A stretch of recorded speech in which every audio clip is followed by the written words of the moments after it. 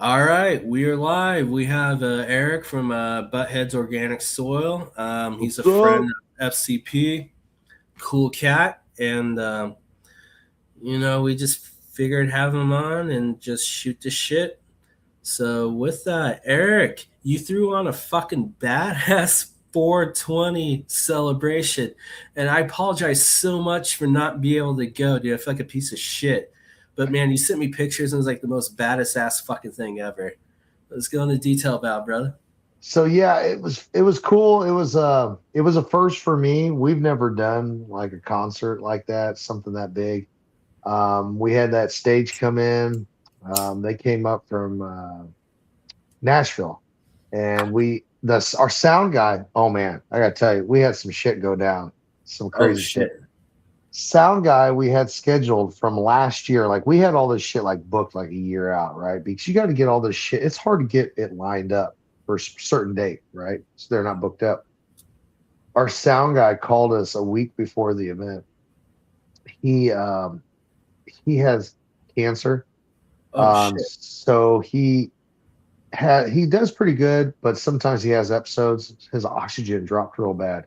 End up in the hospital. He couldn't come run the sound and lights. He couldn't come down to help us. So we had to get a sound guy a week before the event. And I was like, I just fucking lit another one up. I was like, it's gonna be cool. Figure it out. And it worked out fine. A friend of a friend of a friend got a hold of this guy. He does the local concerts around here and fairs and stuff, and he had enough equipment that it went great. It was awesome. It definitely was. The music was great. We had 10 bands play. Oh shit.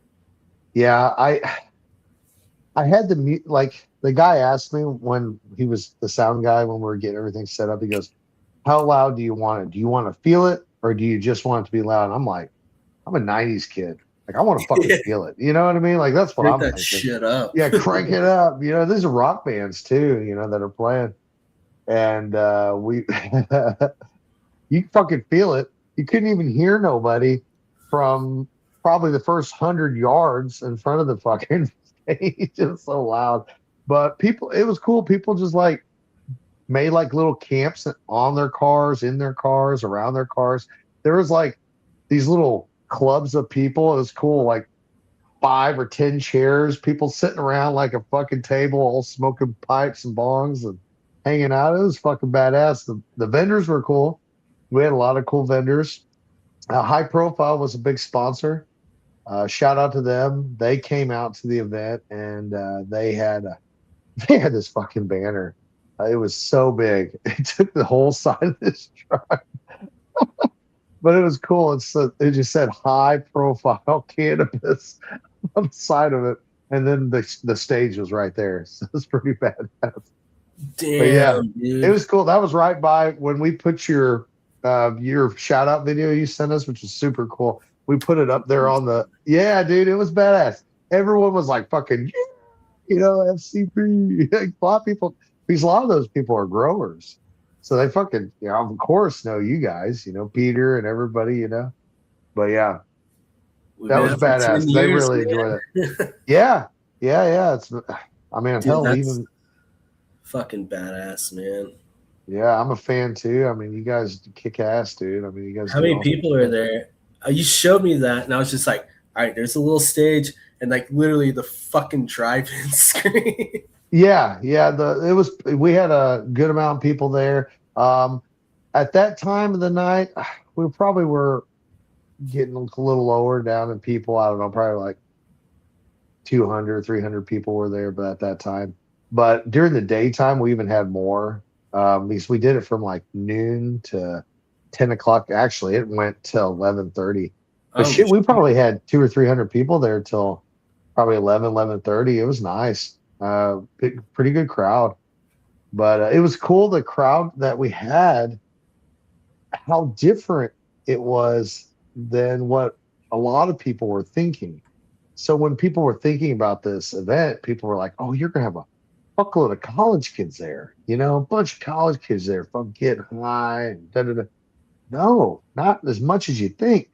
the crowd, the biggest majority of the crowd were like 40, 50, and 60-year olds, man. Like it Gen was cool. X. Like, yeah, dude, it was cool. Like this older lady was there and she was just like hitting the bong, like, she's like, my kids are moved out. Fuck this. Just Like, moved out, was let loose. yeah, and anybody's raised kids and got them moved out, like, you gotta hit that bong, man. That shit's stressful. Yeah, that shit like set in a closet you haven't touched in Oh years. The kids out man. like, We got that. So let's do I had it. to quit one time for a while. I had to quit smoking because of a job. And I remember I had this bag of weed and it was like sitting in my little batty box in my little hidden compartment in this little closet I had that probably, I think it was like 5 years old whenever I pulled it out and smoked it. Shit. Because like I was during my divorce. Well, my wife, we separated and I came home and I was like, fuck. Like, it's just like she moved out, shit was rough, and I took that weed, I smoked a joint. My buddy was with me, and we called it Apocalypse Now because it was so like dry, like it was just like powder.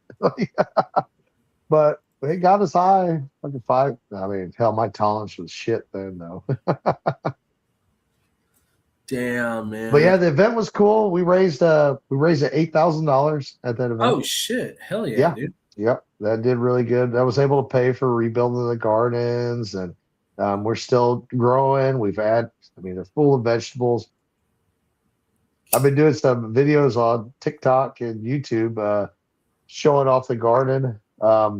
Those fucking dude, the garden in Jackson is blowing up. We've been using that King Solomon mix Mm. on Yeah, there. I thought I saw you on the video on LinkedIn earlier. I didn't get the chance to Yeah, check it out. yeah, But I just saw yeah, you like King Solomon shout out. So but yeah, man, yeah, go over to King Solomon, man. yeah. That shit's pretty good. He's got a 2-part series that he's got. He's got an AB and an AB for bloom, AB for grow. It's real simple to use, but we mix it up in our water, like water feeder thing, and we just spray it onto the garden. I mean, it's real easy to applicate, and we've Like had it's a great luck. foiler or just like a soil drench or like anything. Just a soil drench, yeah, and it's worked great. I mean, we do it just in the garden there. We have to be a little primitive with our supplies because it is a public garden. So, like, if you have too nice of stuff in there, it might not be there anymore when you go back. Yeah. Like they'll be like, "Oh, that's nice." That's That, what I love about your soil because it acts as a living soil, but at the same time, you can use a fucking root drench and it'll work on it too. yeah, And so if you do like fucking just straight up living soil, the root drench, yeah, it works, but it kind of takes a while to get to it, you know? 'Cause you have yeah. to work through, but since you have that cocoa core in there, it can absorb it a lot quicker. So I was just like, man, you got something special going on, dude. Like I pop seeds and shit like of everything you can imagine. No burn or anything. And it's kind of, I mean, And yeah, it you have to feeds mint it. towards It'll the end, but continue to like feed it. it's from seed to fucking harvest, you know? Yeah, it'll feed it. It's crazy because it's constantly breaking down. It's the age of the compost. We had to age it 3 years for a reason because that's that sweet spot when it's working. And I tell people that when you buy my soil, you can make your own soil, but you can't make time. And that Yeah. time is what you're paying for. You're paying for that 3 years that you don't have to go back in time and make compost for 3 years, and you're getting all that microbial life that you just can't create unless it's alive. But It's really man, interesting. you're onto something special, man. I literally planted like pop seeds because I was a little worried because I thought it might be a little hot to begin with. Nah, not at all, bro. You Not at remember all. that stuff back in the day, Sohum? Remember So that? I'm living soil. Yeah, Mhm. that shit was pretty Hot. yeah. Living. I mean, it was like standing on the fucking sun. I mean, Yeah. god damn. I remember we had this salesman come by our store. This was 6 years ago, and he was like, hey, I got this So Hum Living Soil, and the bag looked badass. It had the coolest looking bag, and I was like, okay, cool. And he brought in this other bag, and it was white. And I said, what the fuck is this other bag? And he goes, oh, this is what you start your seeds in. Then you put it in the soil. I'm like, what the fuck? I'm like, what kind of crazy shit is that? So you got this soil to start your plant, and then you got to transplant in this fire hot mess to grow the rest of it. I don't know. It didn't really make a lot of sense to me. So that's why when we developed this soil, Butthead soil, we made sure to focus on something that you could use from seed to harvest, that you wouldn't have to, because you want it to be sustainable. Growing with two separate bags of soil like that is not sustainable. I mean, Uh, the average guy that's growing weed is growing weed, or any plant for that matter, because he's trying to save money. I mean, it's the whole idea of trying to be sustainable. Growing your tomatoes, your lettuce, growing your weed. You're trying to do it to be cost effective, that's why I and grow my that's veggies, because it's just too yeah. fucking expensive to go to the store nowadays, man. God, I mean, soil so much, and then if you're not paying a lot for soil, like we went to we went to Walmart the other day, and I'm a nerd. What I do is I check out soils. That's my thing.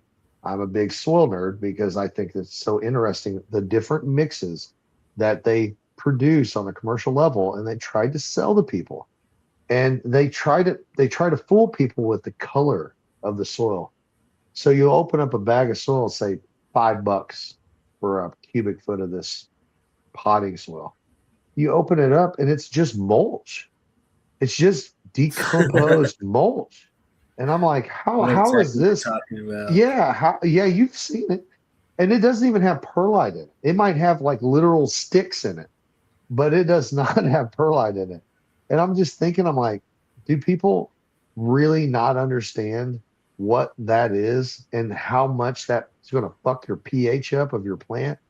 They don't. They don't understand, so they just buy it because it's black. And they're like, oh, it's black, it's gold, it's the best fucking shit in the world. And then they don't even know what it is. And the problem that happens with it, you get nutrient burn, your plants don't grow, lockout. I remember seeing people grow tomato plants and shit like that, and they got like one tomato. Well, it's the quality. It's they're just selling you their waste. They put no time into it, you know. No, it literally is just fucking mulch. Like there's like nothing else in it. Not to mention, God knows like where it came from. You know, Oh yeah, I mean, somewhere a local mulch provider. I mean, there's I cut down companies. trees over residential areas, Yeah, maybe like they get along the that fields that were sprayed with like Michael butanol or what have you. exactly. And, Oh and yeah, then what kind of trees are they? I mean, is it like a maple that's high in acid? What kind of it, trees it's breaking down? everything. Yeah, I mean, you don't know, you don't even know it's the same kind of wood. It's just insane the type of soil that because now that peat moss is so high. I mean, have you seen the cost of peat moss lately? But I can only imagine. It's doubled. The cost of peat moss is so much more because of tariffs. Because most of the peat moss comes from Canada. Yeah, yeah, yeah. They're still on the list. You know what I mean? Like they're still getting tariffs. So Man, that's peat because moss is crazy. peat moss is still used in so just many industries in general, but like it's still used heavily in like horticulture. Not Yeah. as much as cannabis, but like a lot of other plants. We like orchids and shit. Well, like we've had like at the store, it's been a little harder for us finding a source for certain kinds of peat moss soils because we still sell a variety of soils at the grow shop. I have the soil company, but then we have, the retail side, which we have the grow shop, which we sell other company soils, which, there's so many great soils out there. Like Soil King, he makes a great soil. Patrick, shout out Fuck yeah, Patrick. awesome dude. There's so much great shit out there that people make amazing soils. The thing is when you look at this type of soil that you're buying, these guys, their soil's a little more expensive because of the quality. That's what you're paying for. And you're paying for an opportunity to have something that you can grow in multiple times that's not going to turn to mud. Like I can only imagine what that pot of wood mulch would look like after a year or two. It would have zero drainage. Oh yeah, I can only imagine, man. Just use it as mulch, but yeah, fucking soil nowadays you buy from like the big box stores. You might as well just use it as mulch. It's You know? crazy. And they put it in different and another thing we do at Buttheads is I purposely put that shit in a clear bag. You never ever Yeah, ever see soil in a clear bag. Why? Because they try to distract you with the wrapper. It's like Tommy Boy says, take a shit in a box, market guaranteed, still a piece of shit in a box. you know, it's just a pretty box. It has nothing to do with what's actually in it. It's hang crazy. on 2 secs. I'm gonna grab the second bag I'm on. Okay.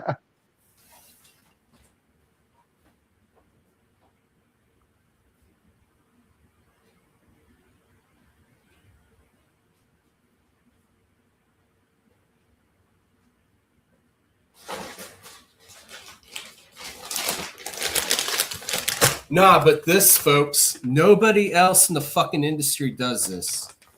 You can literally see right through it. It's clear. Yeah. Yeah. Like, Nobody else. Tell me another brand that does that. Why? Why do they make it? Why do they make it so you can't see it? And they're so good at putting so much shit onto the bag that it really it's probably a psychological thing. I'm sure. Like they've mastered how to put colors and shapes and distract you from what you're actually buying. It's because we have microbes in there, and the UV light's gonna kill them. Yeah, it's got some fucking soil picture.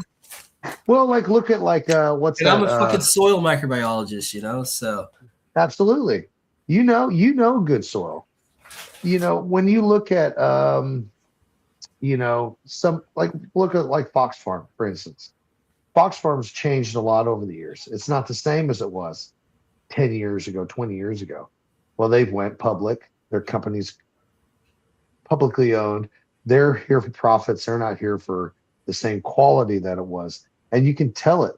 But when you look at their bags, they got so many pictures and colors and designs on the front of it. It's a bag of fucking soil. I don't give a shit what's on the outside of the bag. Some of that fucking It's mine shit. Horticultural, or especially within the cannabis industry, because it's all fucking fucking bling and shit. But right, it's just it's kind of like the horticulture industry, especially catered towards cannabis. Like the packaging fucking reminds me of like all the outlandish shit you would see it like at a smoke shop, Yeah. It's just out of control. It's out of control. It even you're right there. The smoke shop, the early weed market, it's kind of tapered down a little bit now. But I remember when we first started Buttheadz, you go to back when shit wasn't completely rec and stuff was still just medical, dude, them companies were fucking pushing at the expos. I remember going you get 15 t-shirts at a fucking expo because they had t-shirts and they were fucking outlandish t-shirts. Oh, they be screaming over each other. Oh, dude. They be screaming over. Do you remember the girls that they would hire? The fucking the literal stripper girls that would be representing their brands. Do you remember that shit? Oh yeah, it was their day job. Oh, it was fucking crazy. They knew nothing about soil. I remember asking them but they're just like, "You want to look at my tits?" I don't really know. Oh, I remember, man. It was dude, it was crazy. It's not nearly as bad as it used to be, but there for shit, good solid decade, dude. It was just out of fucking control. And I think what's funny about it though, I think that the cannabis world is still in its infancy. I really think that once you get the federal government behind you, it becomes more socially accepted, which it's already becoming more and more socially accepted. And when people can't say that really the biggest thing people have the hang up now, it's illegal, technically illegal. blah blah blah. That's what they freak out about because their whole thing is they're like, well, it's federally illegal, but it's legal in your state. You have a medical license. Oh, whatever.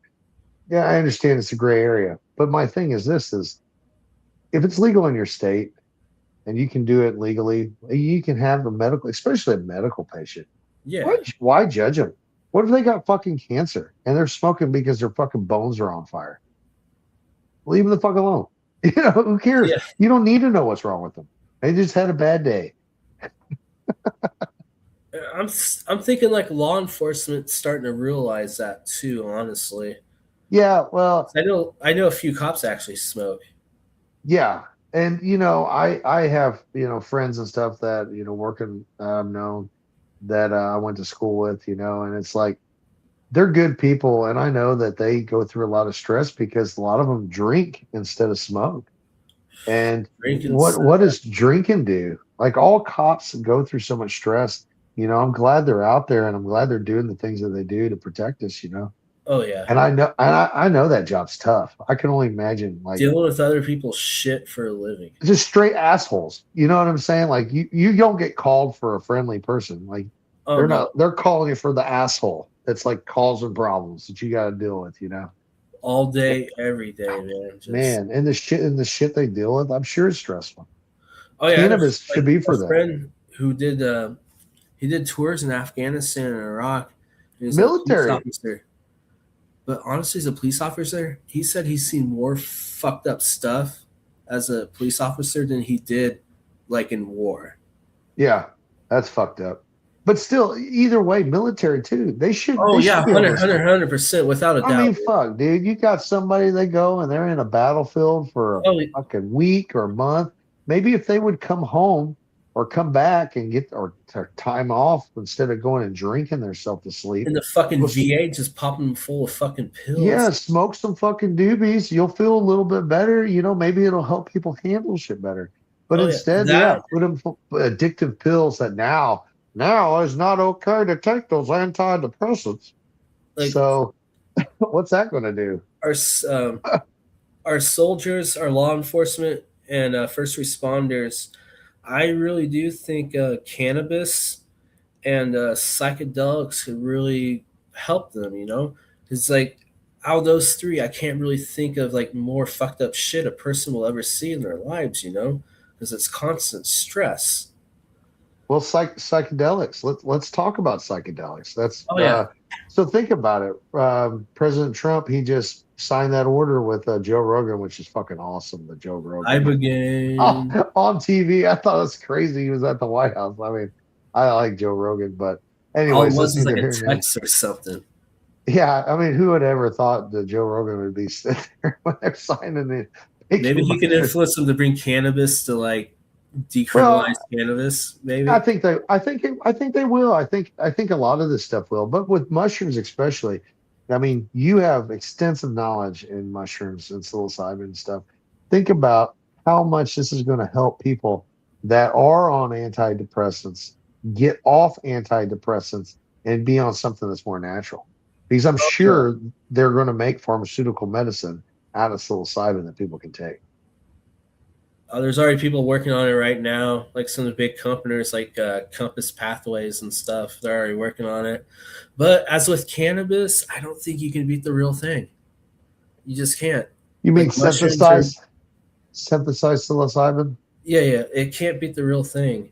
Maybe I get something agree. without the hallucinogenic effects, but I just don't think it'll be as effective as the real thing. Because to me, like the hallucinogenic part is like maybe the most therapeutic part, Well, yeah, you have the introspective stuff. I think like the hallucinogenic part is like synergistic with like the introspective viewing and shit when it comes to like psychedelics. I do think you need that.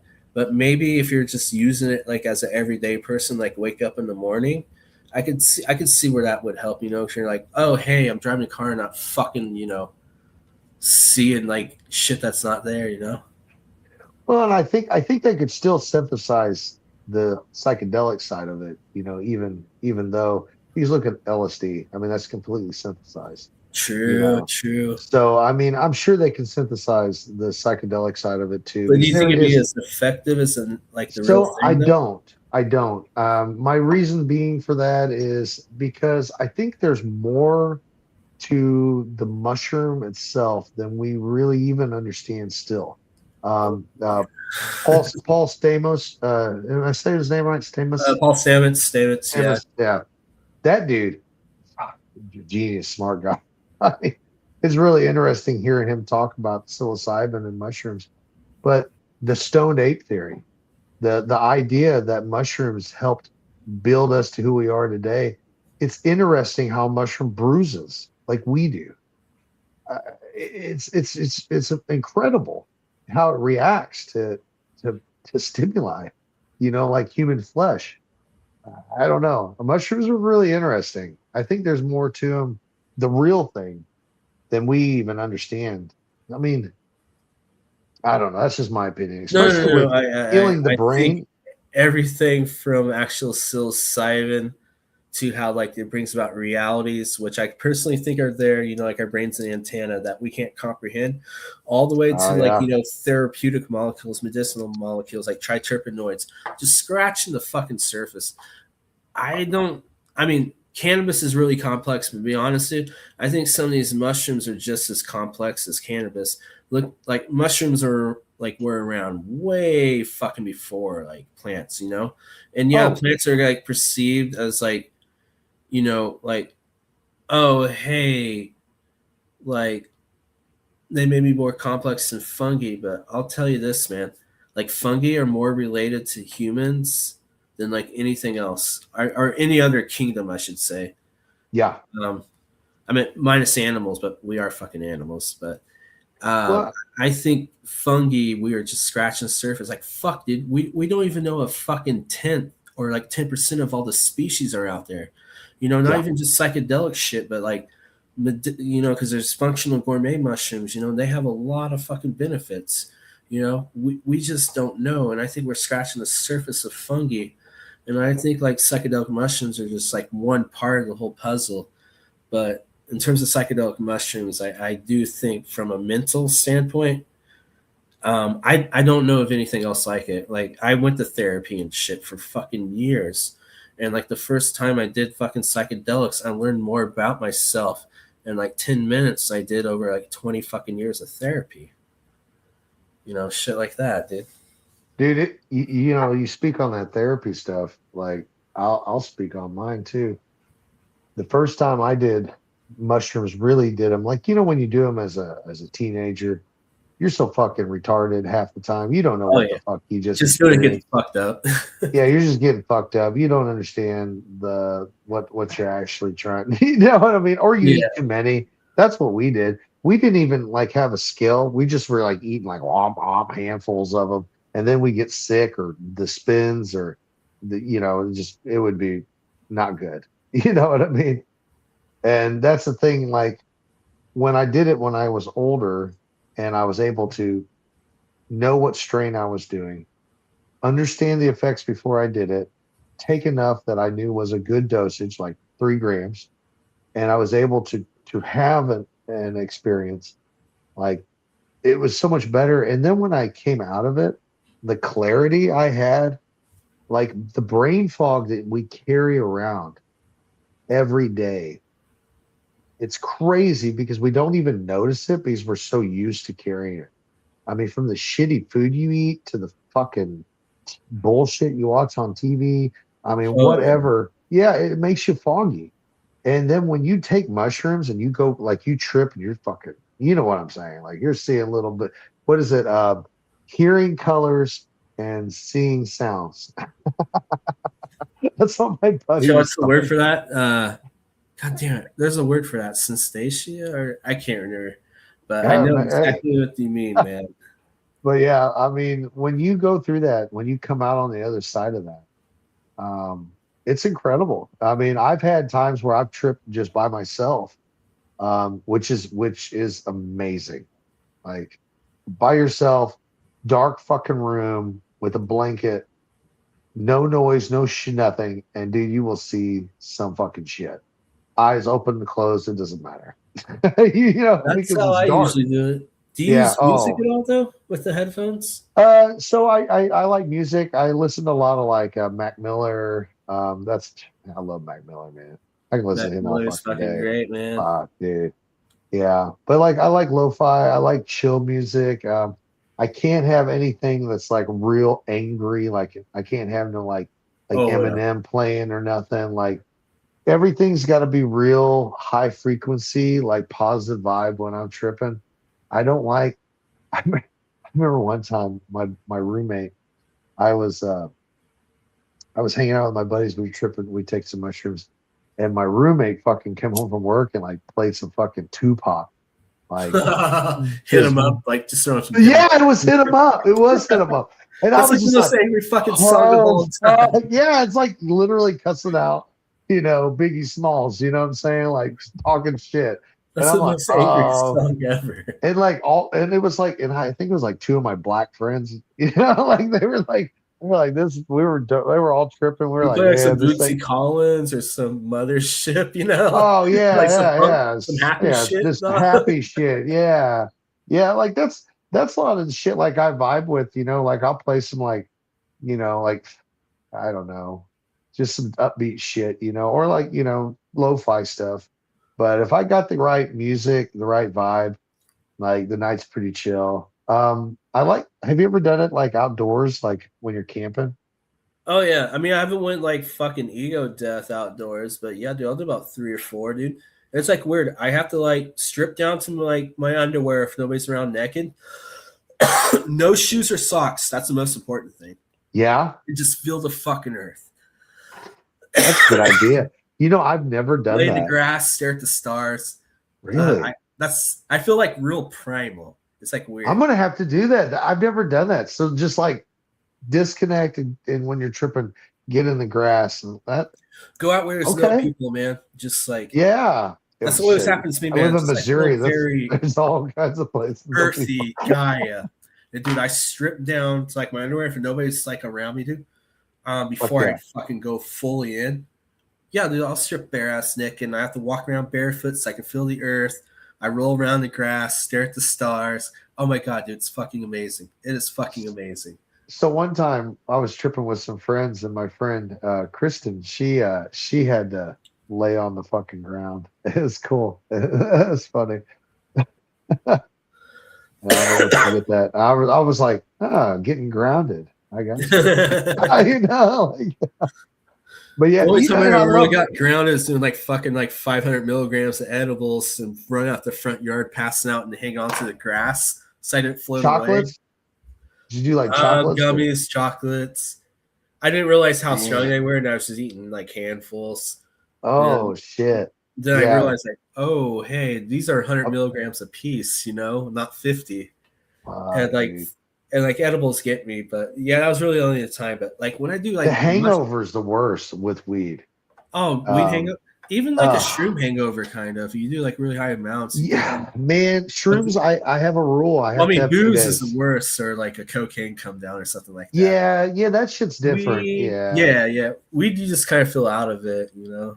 I want to try, like I want to do the ayahuasca route. I want to experience that. I never I done want to ayahuasca, man. yeah, me too. And like that's I something want to, that but I have to do we ceremony. Otherwise, I don't want to yeah, do I it. want to do the whole thing. Like there's that place, like I was looking into that place in Brazil. I think it was Brazil. And it's like the natural route, like from the Amazon, and then they have like people with you that like so you're not like it's kind of like caretaker, really, is what it is. Yeah, trips there. Fucking tripping hard as fuck. And they're experienced, so they know what to expect, so they're not going to be like shocked that you're doing whatever you're doing.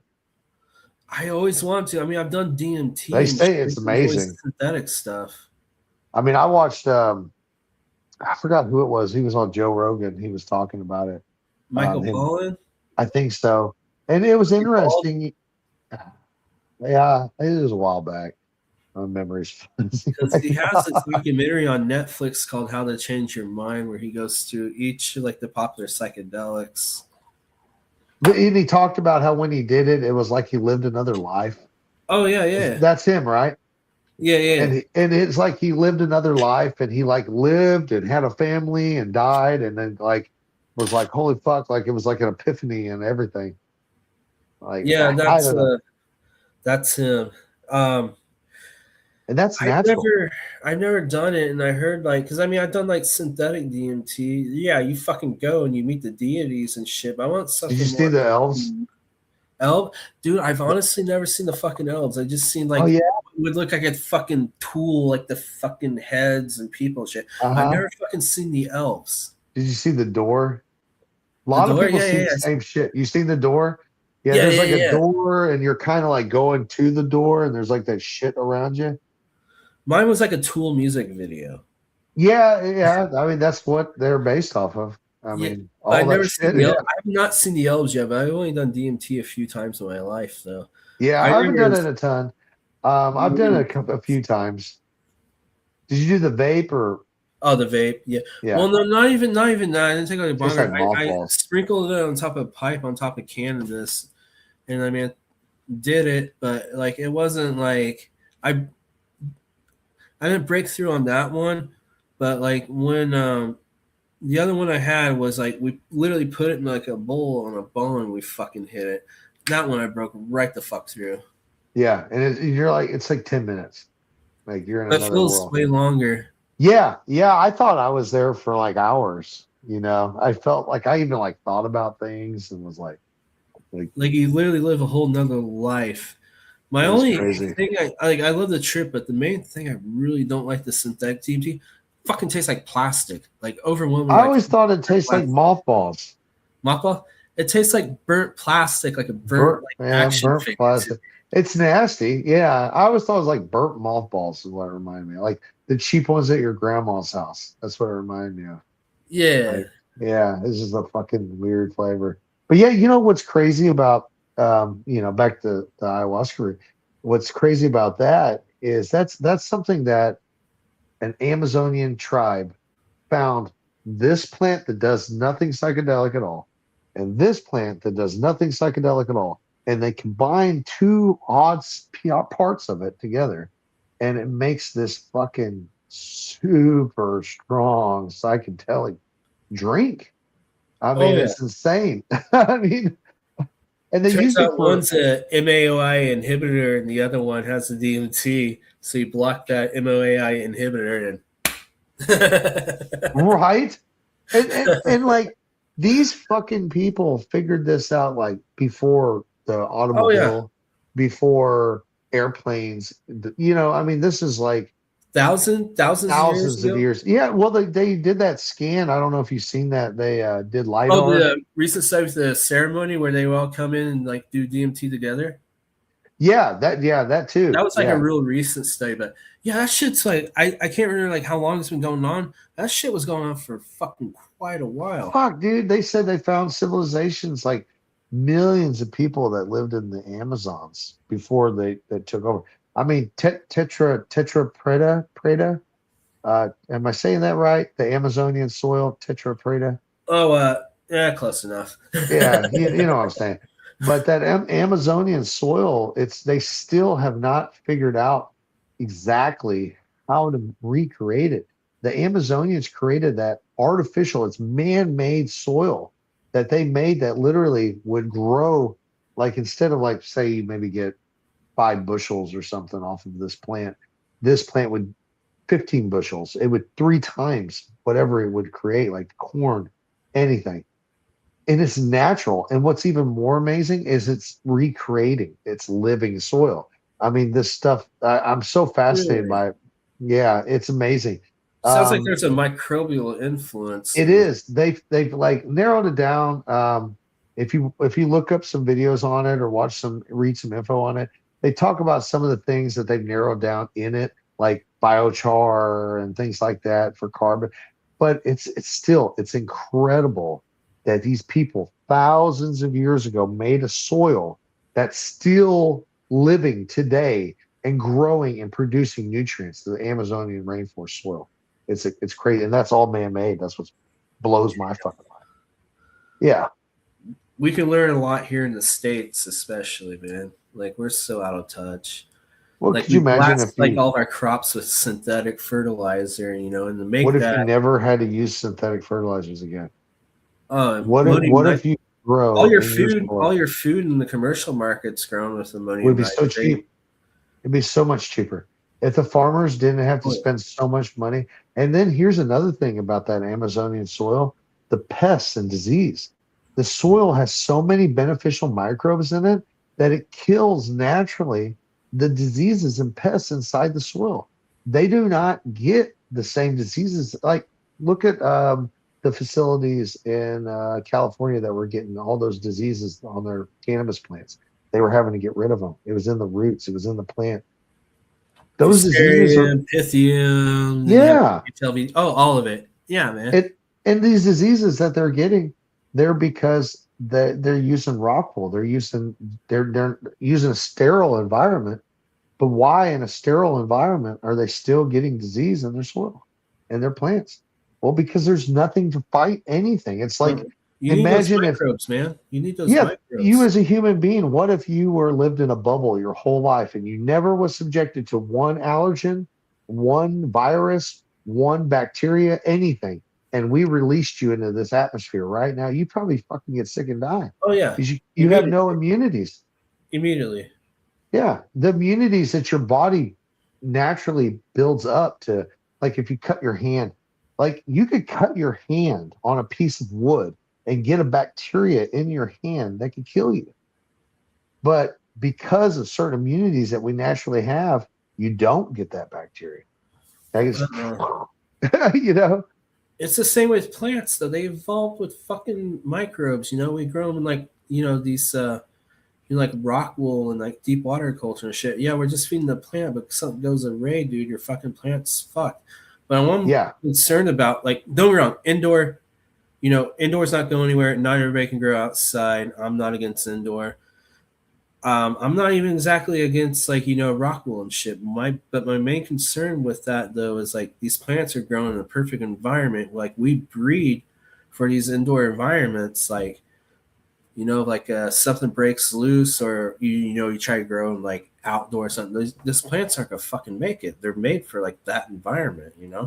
So I'm kind of worried about that in a sense too. Well, and hydro, like I like hydro. Hydro has its Oh yeah, benefits. nothing I against mean, it. there's a lot of benefits to it. Three But part general hydroponics was my first. yeah, absolutely. Oh yeah, yeah. And when it comes to growing sustainable agriculture, I think when we go the hydroponic route, when we go the artificial route, you're having to spend so much more money on having to artificially create microbes, artificially create defenses for the plant. And you're either going at it synthetically because you can't use neem oil around hydroponics, you can't use any Oh, oil around hydroponics.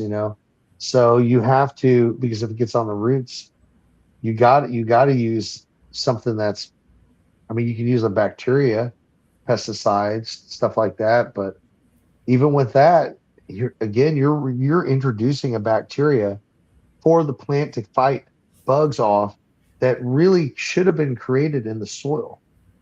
That's and what not to that, mention, it's only one bacterium. You need a consortia. You need diversity. think of how Everything many's works in together. a thing of soil. How many Just different dropping one bacteria? microbe in, like, all right, it's gonna take care of it. No, it doesn't work like that. Yeah, and a lot of times and you know how it works with bacteria, they get overpowered Oh yeah, and your bad bacteria win.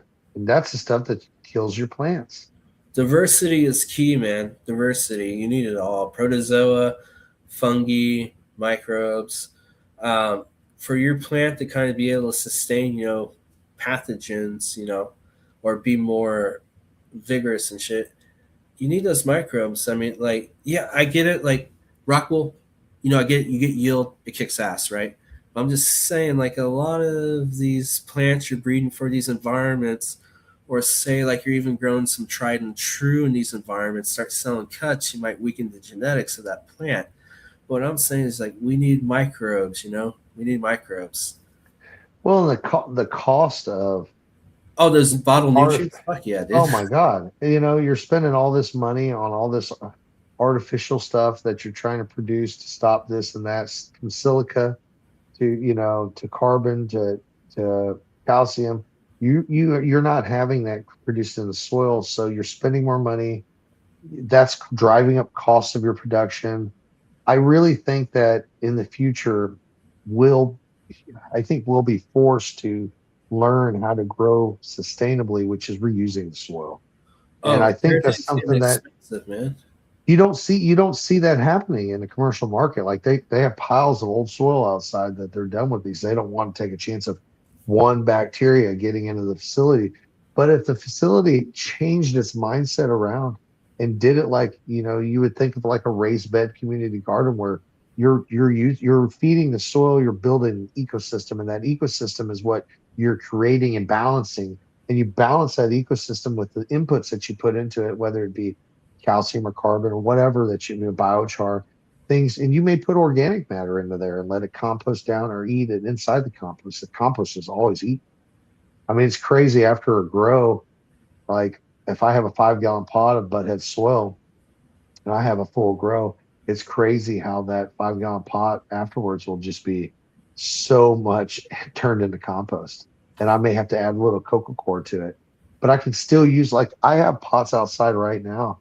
They're 5 years old. I'm still growing plants. I got plants growing in it right now. And I'm not having to feed it every day. It's naturally feeding the plants because it's an ecosystem creating something. Man, it's like crazy because like when you think of coco coir, you're thinking of hydro, but like with your, with your system, it's just part of the fucking soil. you know? Well, the core is, since Yeah, we use the fiber, it doesn't turn into that mud. but yeah, It stays more structure, and that structure, I mean, core fiber lasts. It takes a while for it to break down. So you're able to have that aeration, you're able to have that drainage, even though your soil's, like I said, 5 years old. 5 years, I leave it on my deck. I've been growing in it, still going. that's one of And my projects. I don't plan on like switching out your soil. I'm gonna leave my pots and use them next season. yeah, oh yeah, absolutely. I mean, all I do is I'll amend it at the beginning of the season. Like Yeah, I usually use Guy Green. I'm a the fan four of four them. four.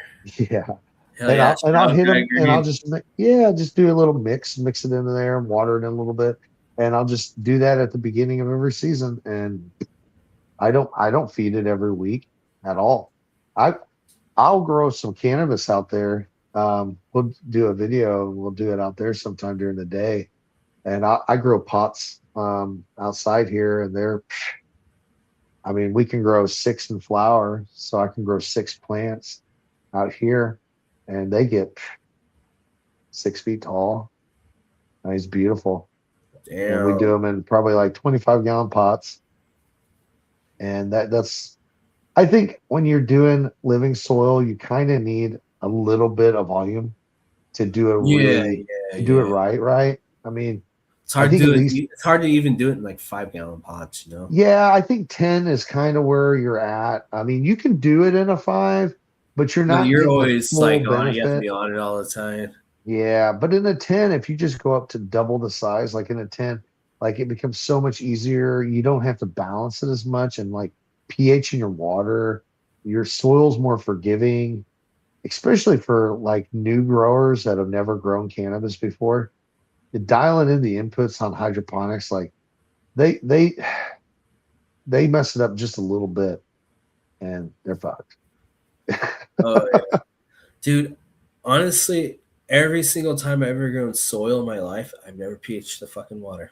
Never, never. Yeah, I have, but I don't anymore. One reason is because I live in town, so I know my pH. I use tap water. Some people Do you they're like, filter it all or just straight from the tap? no, I just use it from the tap. Some people are real weird about it. Like they're like, oh, I use rainwater, and some people use RO water, and everybody's got their own opinion about water. My thing is like, I know where my pH in my city water is. I know that water's ran through a facility here in town that filters it for microns and stuff like that. And as far as the calcium and stuff in it, I mean, I use a bubbler.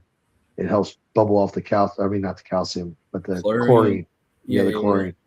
But the calcium is not a bad thing to me. I like the calcium that's in my water because that's why I don't use CalMag. I never use CalMag unless I absolutely have to, and it's usually because of a magnesium deficiency over a calcium deficiency. Oh But yeah. I usually never do Epsom CalMag, and salt's how I fix that, like a I like Epsom one salt to like a too. boiler. I like Epsom salt too. If I don't need like depends on what the problem I have. Sometimes I just like liquid CalMag because it's just direct root and I can hit it right away and start seeing results right away. But Epsom salt works really good too. Yeah. Honestly, man, I was thinking about growing some oysters and some lion's mane on your soil. I mean, Dude, obviously, I got pasteurize it, but I was just like, man, I think can see myself growing a lot of fucking oysters, dude. and if you And like it, reusing it. yes. So when you do it, if you're doing it at home, you can just put it in a 5 gallon bucket, and if you put about a quarter of the way in the 5 gallon bucket of soil, you can put I think it's like 16 cups of boiling water in the bucket, and then wrap it in a towel, put the lid on it after you Oh mix it up, yeah. and it'll pasteurize it really good. And I've grown in it personally. I think I've done lion's mane. I think I did oysters a couple times. Um, but whenever we grew in it, we had great pulls. It inoculated really well. The cool thing about using this kind of a soil as a um, place for your mycelium to grow, the food, the nutrients that the mycelium can eat, that's super interesting. And I personally think when my mushrooms were growing that they look so much healthier than just growing because I've done a substrate mix of gypsum, vermiculite, and core, my Yeah. core. And it's great and it does good, but my God, when it has that compost to eat in there, there's so much more that that fungus was eating. It was awesome. So But I you think can grow pans, cubes, lion's mane, oysters. Number of yeah. things you can do. Oh, it seemed like it made them so much tastier. I felt like the mushrooms grew better and bigger. Um, yeah, we had really good luck with using the soil, and I think you'll like doing that. Oh yeah, man. I like gourmet mushrooms. Like as I'm getting older, I keep thinking like lion's mane, lion's mane. Just so my brain won't go to shit. As quick as it probably Have would. you I was a heathen in my 20s and 30s, so dementia might be a thing down the road. So I'm thinking about like lion's mane and shit. have you ever foraged for wild lion's mane? Uh, yeah, I've never really came across it. I came across the krill, where it Mm-hmm. kind of like looks like that, but I never came across like lion's mane, like in the wild. I've mainly just grown it like at home, like in a Martha tent. Yeah. Yeah, I've grown it too, but man, when you find it in the wild, we found some. It was by a lake and it was growing on the side of a log, and it was so rich. Like I can't even explain the difference between the wild lion's mane and the ones you grow. And I really think, I mean, if you think about that tree that piece of lion's mane was growing out of, I mean, that tree was rotted. It had, you know, bacteria and different things all over. I mean, all kinds of different elements in it. It wasn't a super sterile environment at all. It was growing on the side of a log, You but it have was nature, incredible. man. You have that synergistic effect of everything Ah, working dude. together. Yeah, dude. It was badass. And it had I have a video of it. Do you ever watch my TikTok that I make? Not yet. In fact, you're. I need to. I need to send it to me. I don't have I will. TikTok though. Can I still watch it without TikTok? I think you can. Okay. I think so. I'll find that video with the Lions Mane. I'll definitely send you that one. But the Lions Mane video, that was pretty cool. Me and my sister we were out foraging. We found that, but it was neat how it looked. It looked so beautiful, wild like that with the gills coming off and looking just like a. I mean, it was beautiful. Damn. So in Missouri, is there anything cubes or pans that grow out there? I never. Uh, there's we have some different ones that grow out here. I'll be honest with you, I don't really go foraging that much. Yeah. So I I hear went you that there, time I man. was with my sister. She was more the forager than I was. So Because I never foraged. Okay, take that back. When I lived on the West Coast, I did forage in NorCal, like Mendocino and Humboldt. I can't remember if there were wavy caps or the flying saucers, but I remember doing like 3 grams, and it was like one of the most hardcore trips I ever had in my life. And apparently, those are like super potent. I don't know because they grow on the wood instead of like a manure substrate, but hmm, like out on like the stuff that grows in the woods or woody or grows on like mulch or in the manure, leaf litter, but those are just fucking potent. Holy shit, dude! do you think it's Those because wavy of what caps. it's growing in? What's that? Do you think it's Grows in because like of what it's woody growing? substrate. Like you can find it grown like pretty much like in front yards, like even like Seattle and stuff. But where I saw it, that was like on the trails, like walking through, and it's like growing like on wood stuff. And I searched it up, and I guess like wavy caps they don't grow in like like manure substrate. But I yeah, I flew, but I've never like say like I would. So I lived in Oklahoma. I mean, I bounced back and forth between Oklahoma and Kansas, but when I was living there like full time, I had no idea there was like cubes down there. And I talked to OK Fungi Jacob. He's like, "Oh yeah, yeah," and like there was cubes down there, but I just never could tell, even though like I've grown cubes, like throughout teenage years and younger adults years, but like it was hard for me to kind of like tell the difference. And like he showed me, and I was like, "Oh, okay, yeah, I've seen that." But have you ever foraged for cubes like out in the wild though? Because I usually have like a hard time just like finding anything, even though like they're there. So it's like I morel hunting. Like I've never had any success doing that either. Leaf litter about the after it rains, you gotta check out the leaf litter, say like a riparian zone or something near a lake, Yeah, and even that's really hard. and you kind of got to know like spots too. That now chanterelles, I can go chanterelle hunting and find a shitload of chanterelles. Those are actually pretty easy to find where I live. I mean, fuck, dude, you can get 10 pounds of chanterelles. I mean, I shit you Chanterelles not. taste super good. Oh fuck yeah! Do you sell in And restaurants or anything like the higher end restaurants? Because they I usually like mean, morels and stuff they like. yeah, I mean, yeah, I probably could. I mean, honestly, we just usually pick them and eat Eat them. They're them. fucking good though. They're fucking good, and it's like I ain't sharing this shit.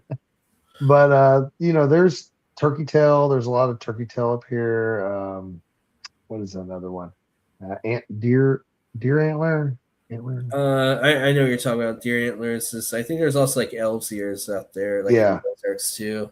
yeah. So I mean, there's been a few that we found, out there. Um, I'll send you my link to that video. I went hunting in Florida too. That Oh was pretty shit! cool. Yeah, there's some different ones in Florida too, but like I'm no wild mushroom expert. It was mostly just walking around and finding them and just trying to learn about them using Google Lens to read about not eating them. But it was awesome learning about the different mushrooms. It's kind of hard, man. Because like a lot of, especially out in the Midwest. I mean, one there's not really. I mean, you can find some pans and shit, but like cubes aren't really prevalent out here in like the Midwest. And like I always got nervous because like maybe I find something that looks like a cube and I eat it. Next thing I know, I need like a liver transplant. So it's always kind of iffy. Man, dude, I seen the dude. We were camping. We were on the river floating one time, and this dude, he was camping with us, and he was kind of a wild dude. And there was this mushroom growing on this tree where we stopped, set up camp. Well, he fucking runs over there and grabs it and just eats it.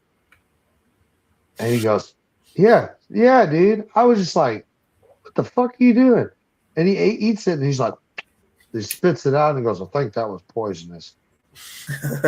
I'm like, you're the stupidest motherfucker. Like, what are you doing? Eating Oh, he was, random mushrooms and it plants in almost, the I swear to wild. God, it almost I would killed him. recommend. It almost killed him. He instantly got sick to his stomach. Instantly. He was laying there by the fire, just, oh, my stomach. Oh, I feel so sick. All night cramping, feeling like shit, you know.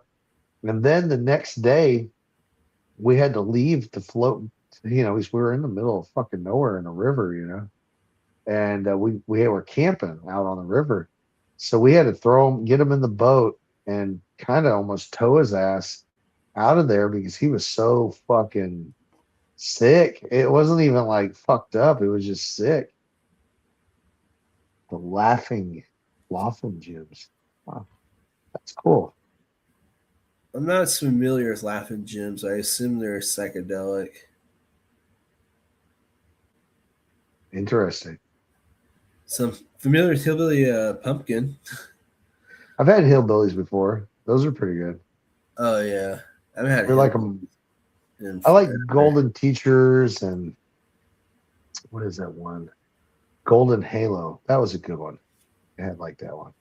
I mean, I've had Golden Teachers many a times. That's a good one for us sitting back and giggling. But Golden Halo, I haven't had. I'm assuming it's It's a a Golden Teacher cross. yeah, it's a hybrid cross. Um, I remember very laughy. Like I remember we were just laughing a lot. Oh, sorry, I found another question here. This goes back a little bit towards cannabis in your soil. See, there you go. What's your favorite cave amendment to add in your soil mix? Tom just wondering. So I use my favorite is the Guy Green Bloom. That's what I use. I like their mix. I always was a Canuck fan. Always thought their mix was good. But you know what sucks is now with the tariffs, you can't even get Guy Green anymore. It's so expensive. And if you find it, it's you can't even guarantee you'll get it again. Yeah, it Damn, sucks. because they are in Canada, huh? I forgot Yeah, yeah. that. Anything Canadian is really jacked up in the agricultural market right now. It's not easy to get. What the fuck? I thought Canada was our friend. Dude, it goes I back love to South Canada. Park. Bigger, better. You remember that? Fuck Canada. I mean, it's just the world's fucking nuts, man. And I'm you sorry. know, the Canadians are cool people. Like Oh, I've been on Canadians are some fucking awesome. I love yeah. Canadians. I've done a couple podcasts with a couple Canadian people and a couple talked to a few different people up there about growing cannabis and whatnot. And yeah, they're cool as shit. I mean, they're really just like us for real. I mean, really, everybody's just like us, you know? Honestly, dude, minus like the standard or imperial system compared to the metric system, for like Yeah, gas and shit, I honestly could not fucking tell you the difference between Canadians and Americans. yeah, no. I I really mean, couldn't. Ryan, look at Ryan Reynolds, right? The Yeah, T-Mobile guy. I mean, Mint Mobile. I mean, he's it's like Canadian. crazy because like I Most of literally your favorite actors are Canadian. It's crazy how many of them are Canadian. like Jim Carrey, fucking Chevy Yeah, Chase, Ryan Reynolds, all the funny uh, fuckers. fucking dude. There's like a million fucking more. Oh yeah, there's Dan so many different. Aykroyd. Yeah. Um, Do you know he's autistic? Dan Aykroyd. Yeah, I mean, yeah. like eccentric, but fuck, dude, I'm on the It was spectrum. something I So remember reading about it. It was something about a lot of times that's why when he was acting, like he was very standoffish of other people. Let us celebrate Canadians. Hey, I love oh, Canadians. Canada, I our home and native love land. them. Yeah, they put the gravy on the fries, man. That shit's fire. Oh yeah, man. Oh, what the fuck's that? The coffee company, Tim Hortons. Yeah, yeah. Yeah, I think it- yeah, yeah. yeah, I had Tim Hortons. You know, in like the metric system, like why don't we use it? We're I, fucking American. We like to make everything harder than it should be. so, you know, I'm part Japanese, right? So in Japan, like we use a metric system, and it's like 1, 2, 3, 4, 5, 6, 7, 8, 9, You 10. just move the It's decimal simple. point over. Yeah, it's super simple. And like the plumbing fittings in a metric system world is so much easier than, oh, I need a quarter inch, no, a half inch flush. I need this, that. You got to go through so much shit. Yeah, I mean, it's crazy. And we're the only ones that use the imperial system. Just us. Yeah, just us. And I mean, and I mean, yeah, it would be awkward to change from it, but I don't think it would be that bad. Liters of gas made so much more sense to me than gallons of gas. Uh-huh. Like when I was in Canada, well, they made like gas prices in Canada are kind of high, but Shit, yeah, they are. I mean, that was like when we were in Japan. I forgot, I forgot what it was per liter, but I remember we figured it up, and it was like paying like almost $20 or $15 a gallon or some shit like that. It ay was ay insane. ay. I mean, the price of what gas was there in Japan, and it makes sense why people don't drive that far, and they ride bikes, and The alternate forms bullet of train. transportation. Yeah, yeah. Most of the people in Japan don't hardly drive to work. They ride a train to work. They do not drive to work. And when they get in that fucking train, I mean, it's assholes and elbows. It's packed. It's fucking crazy. Like they So even more squeeze like and Boston and or New York City, where you're like no, this, somebody yeah, has like your it's elbow in your asshole, like you're just yeah, trying to yeah. go, It's you like know? it's like that, and you're just getting real friendly with Yeah. somebody, and it's awkward. It's like the elevator, where you're just like, God damn it. yeah, it's a trip. Yeah, it was fun. We went up there in 2019. That was pretty cool. I really hope to see Japan someday break into the cannabis market more. They were kind of getting into the CBD market like 5 or 6 years ago, and Is then it they kind the of, CBD legal in Japan or they not I right thought it now. It, was. it was kind of legal, and then they kind of backpedaled because like their new person is like more conservative, so they go back and forth on it. But if the United States ever fully goes legal, they'll follow because that's kind of the way they are over there. I mean, ever since that Japan lost the war, they've been owned by the United States. Japan lives in the future. Oh my I god, mean, getting high and walking through Tokyo and going like Club Segas. Holy oh, shit. dude, That'd be like dude, the how most much amazing fun thing Japan ever. would be on weed or shrooms. Like, that's what I really can't understand. Like, it's like they fucking built that place for an acid trip or a shroom trip. I mean, have you been to Japan? No, but I Oh man, dude, used to have a Japanese girlfriend. She always showed me like videos and stuff. if Then you like ever I'm want a to big go, let me know, fuck yeah, I man. want to I go. I I would got fucking go with you, dude, because dude, if you go with me, because I speak Japanese too, so if we no go to shit. Japan, yeah, I was born All there. My right, all family's right, there. all right. Yeah, I have a house there, my grandma's house. I inherited it a few years back. But like You got a we spare fucking, room? yeah, fuck All yeah, right, dude. We if could I cook. can buy my plane ticket there, I'm fucking down. 100 So fucking plane percent. tickets aren't bad. I mean, well, I don't know what they are right now, fuel Just prices plan and it shit. out months in advance, I But assume. usually, like I can get a ticket for less, like 900, 900, 950, Holy something like shit. that. I would love to Round go to trip. Japan. And Japan Airlines or ANA, don't ever fly anybody else than them. The comfort of your seat, the quality of your food, hands down, there's no rival to it. I mean, we learned that from, I've probably been back and forth to Japan 20 times, dude, in my life. Holy Like, shit. oh, yeah, since I was a baby, going back and forth, see my grandparents and my family. What part of Japan? So I'm from a town called Imanchi, and it's near a town called Nikko, Nikko. Nikko was it's like a holy city in Japan, and basically they have like a lot of temples and different kinds of shit there. Again, badass place to get fucking high. They're burning incense already. Fuck, it's just like they're just tempting me the whole time I was there. Does it have like a like samurai feel to it. Oh, fuck yeah, they do. Oh yeah, dude. God It's damn like, it, I gotta go to fucking Japan. oh, dude, it's fucking sick. And like the fucking food is fucking phenomenal. And ice cream every fucking where. It's like every time I turned around, it's an ice cream place. So I mean, like it's made for cannabis people. I mean, they just have to get around the cannabis aspect. Is Oh it bad yeah, over there? fuck yeah, dude. I mean, I agree with this dude like 100%. It is sketchy because like they are so strict on certain things like that, and you don't want to get popped.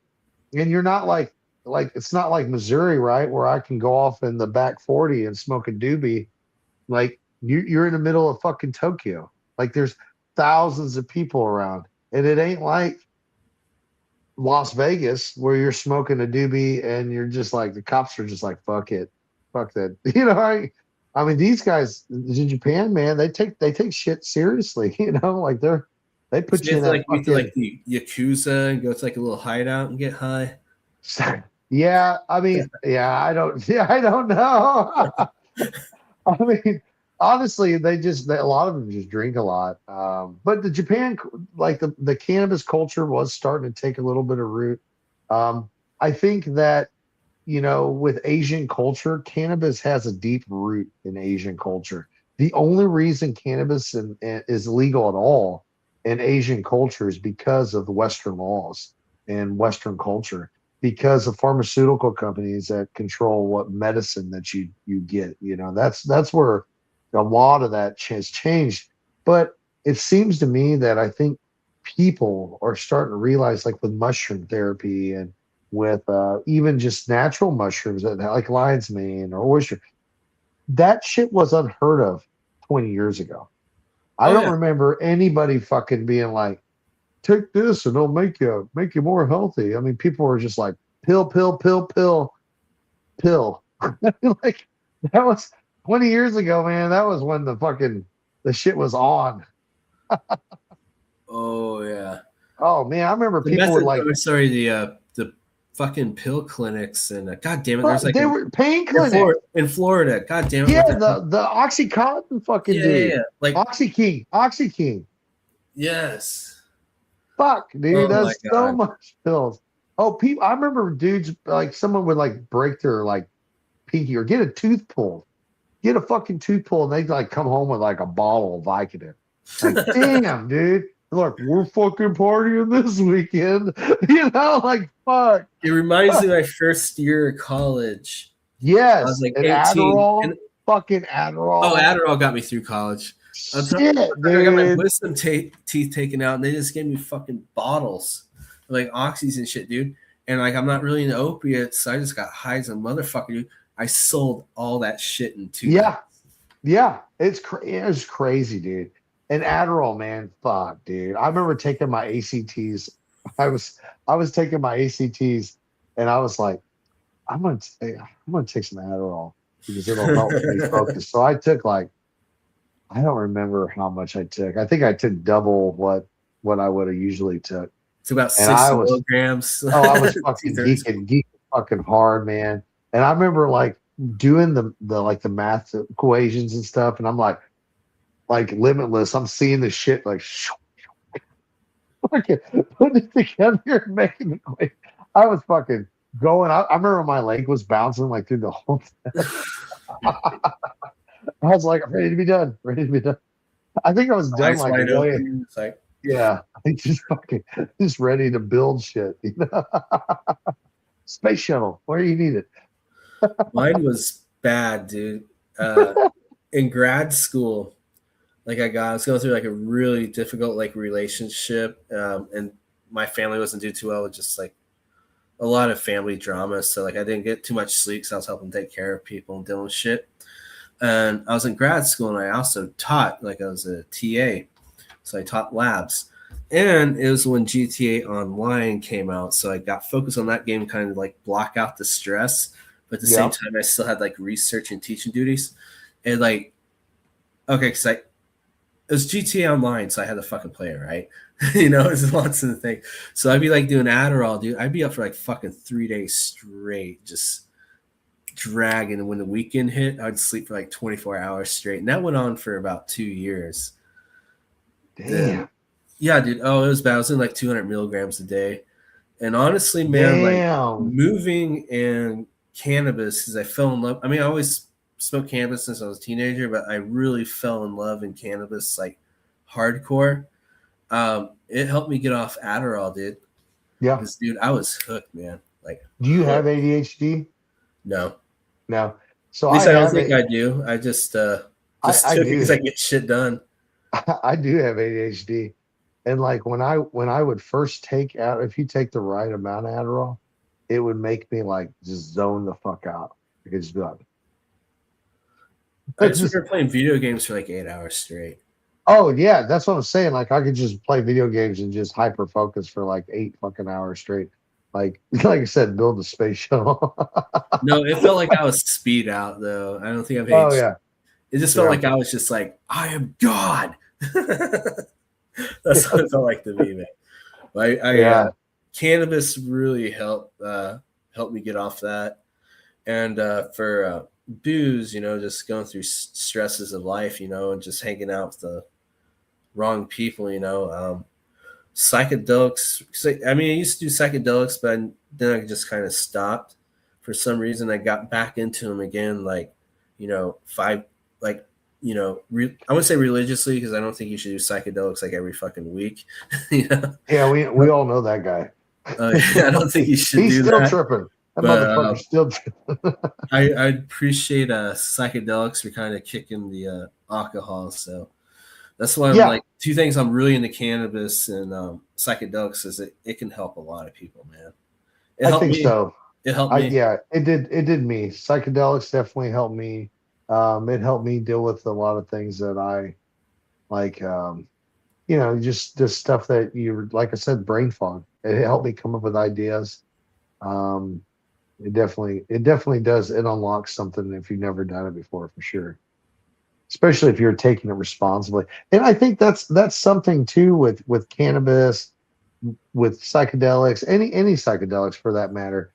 I think there's a difference between like a teenage person smoking a bunch of weed or taking psychedelics or anything for that matter, and an adult that's doing it responsibly. Same with alcohol, really.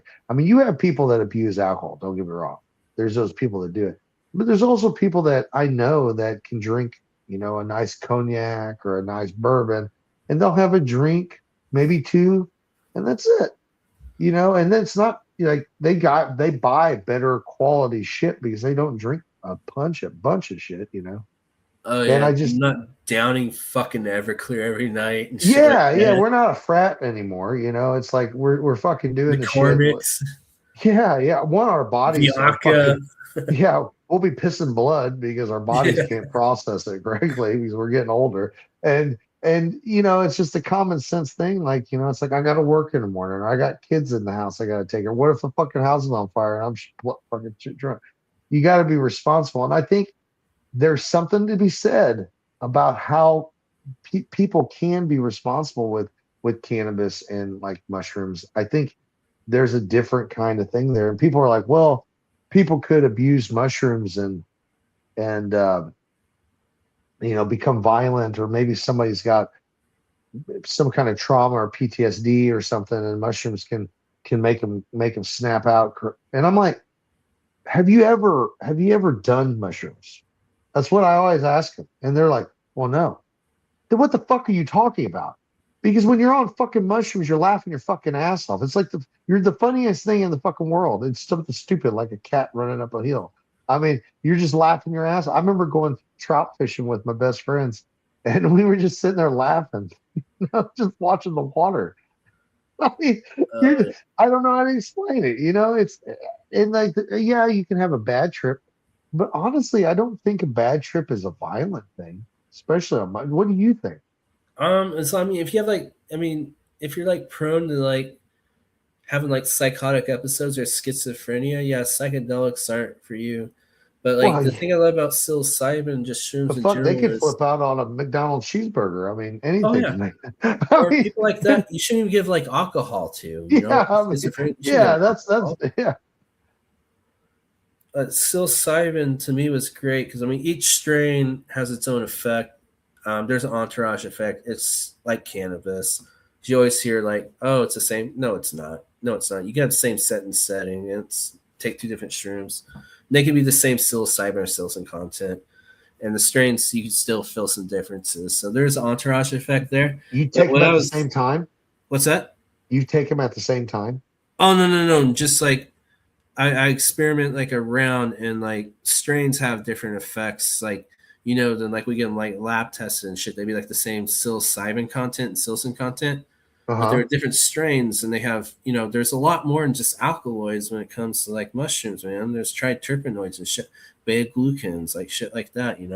So like That's cool. there is strain effects, and I really would like to study that because like I never really because I mean, yeah, it's just like how they're like different strains of cannabis affect you differently. Hmm. But yeah, set and setting helps with shrooms, but guarantee goddamn to you, dude, there's like strain effects. They affect you differently. And I was always thinking like, oh, hey, can we like break these down further to see like, oh, this strain particularly helps with like PTSD, or this one would work better with like depression or anxiety. But kind of go back to your point of like taking shrooms, like laughing and stuff.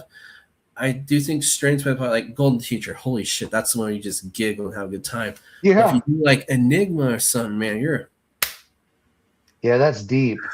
you're Yeah. knocking on. You do like 4 grams I of just Enigma, sat you're there. knocking on doors you didn't know existed.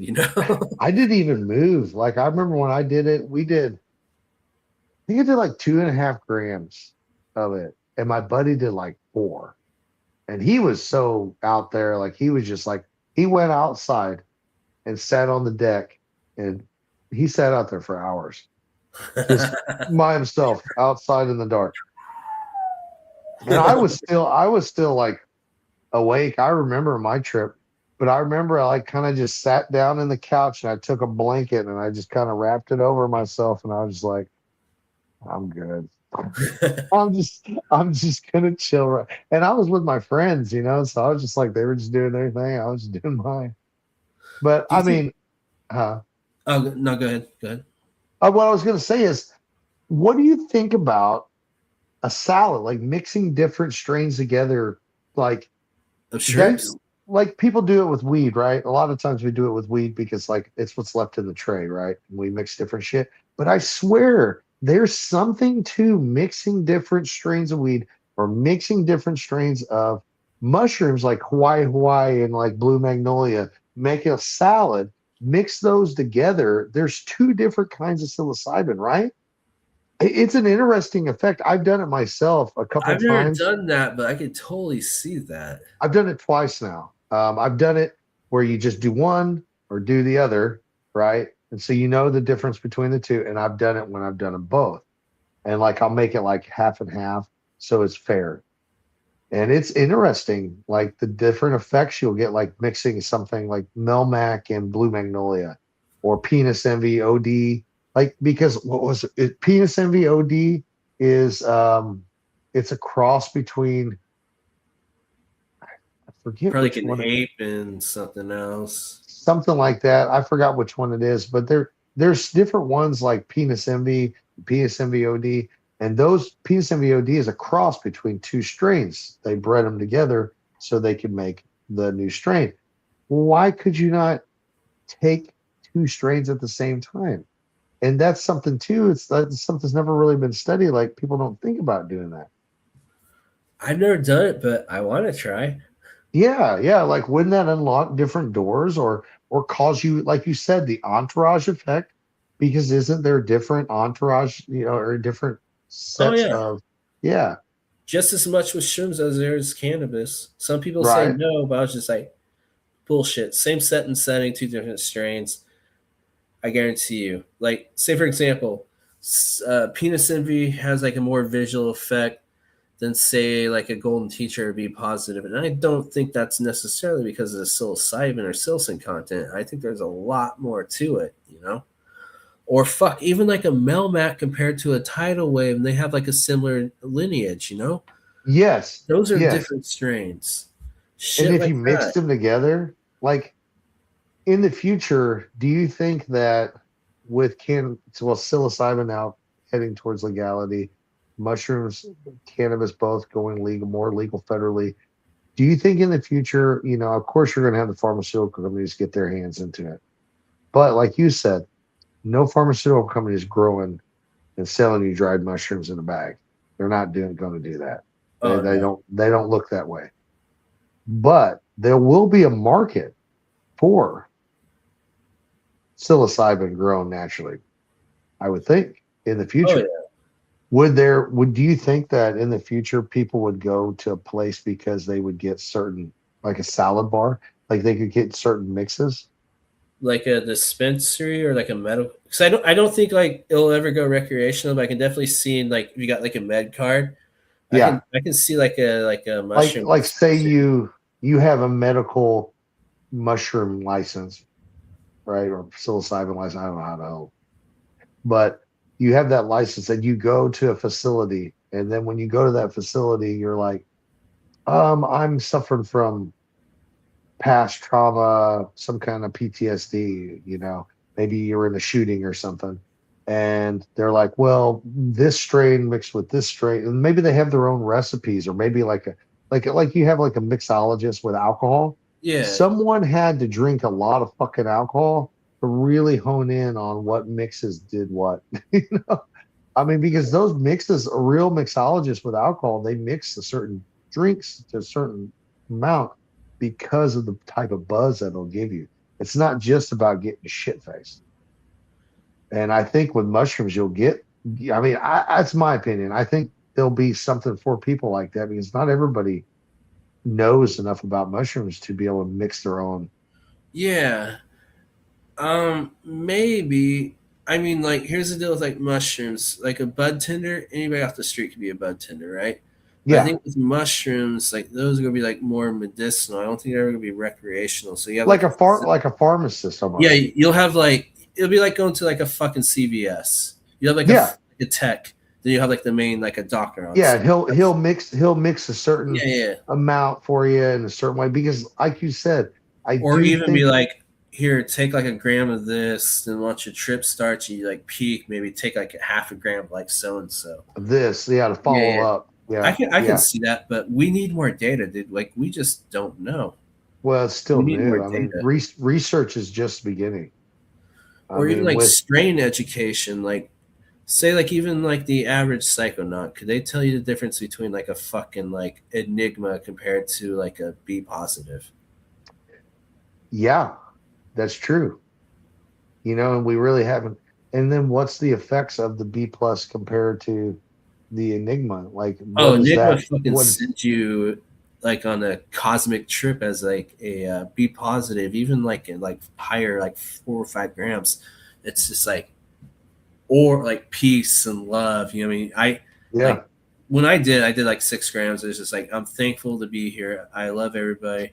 Like I'm going through some shit, but um, but like, oh, what's that saying?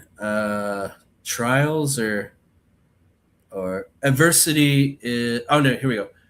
Adversity is a privilege. So like that was like my Yeah. mentality, like on like be positive. As with like I do something like Enigma, like it was just more knocking on doors and like it to me like I did like 4 grams of Enigma like an idiot because it is pretty fucking potent. But it was more therapeutic as with like a be positive. It's like therapeutic, but not like I had to go through like some like 'cause I mean when you do like a heavy dose of shrooms have a really good trip, it takes a lot out of you. Oh, Like yeah. I have to give myself two Enigma days. felt more therapeutic as with like be positive, it was just reassuring and kind of kept me going. But like Enigma, it really I knocked on doors that scared the shit out of me, but at the same time it was just like, oh, it's okay, face like past demons and shit like that.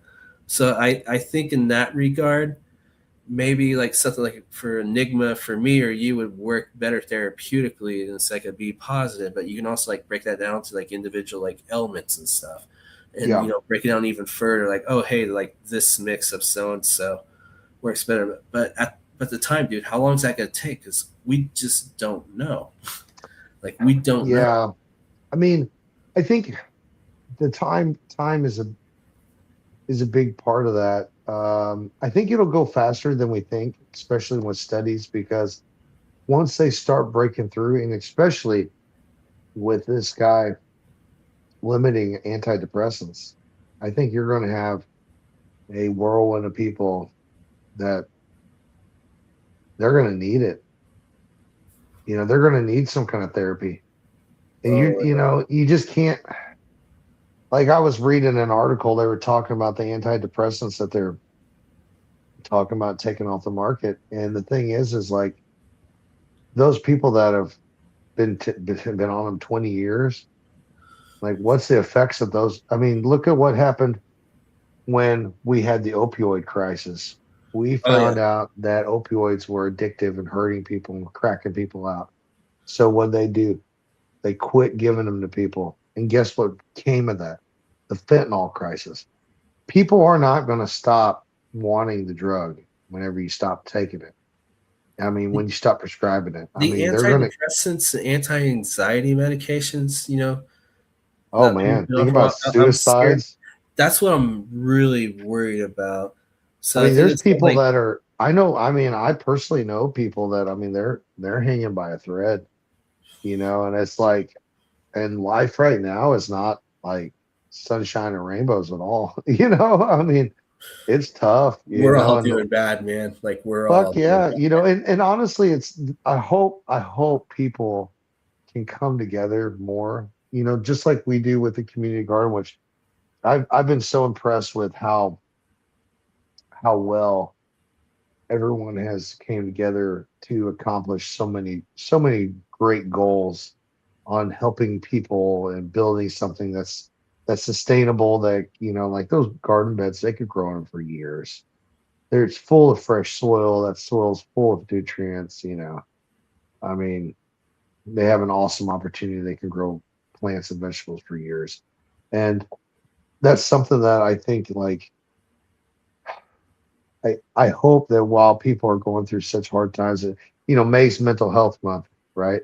Oh yeah. And people are going through so much shit. I really hope people start looking out for each other, because in reality, like when you really stop and think about it, the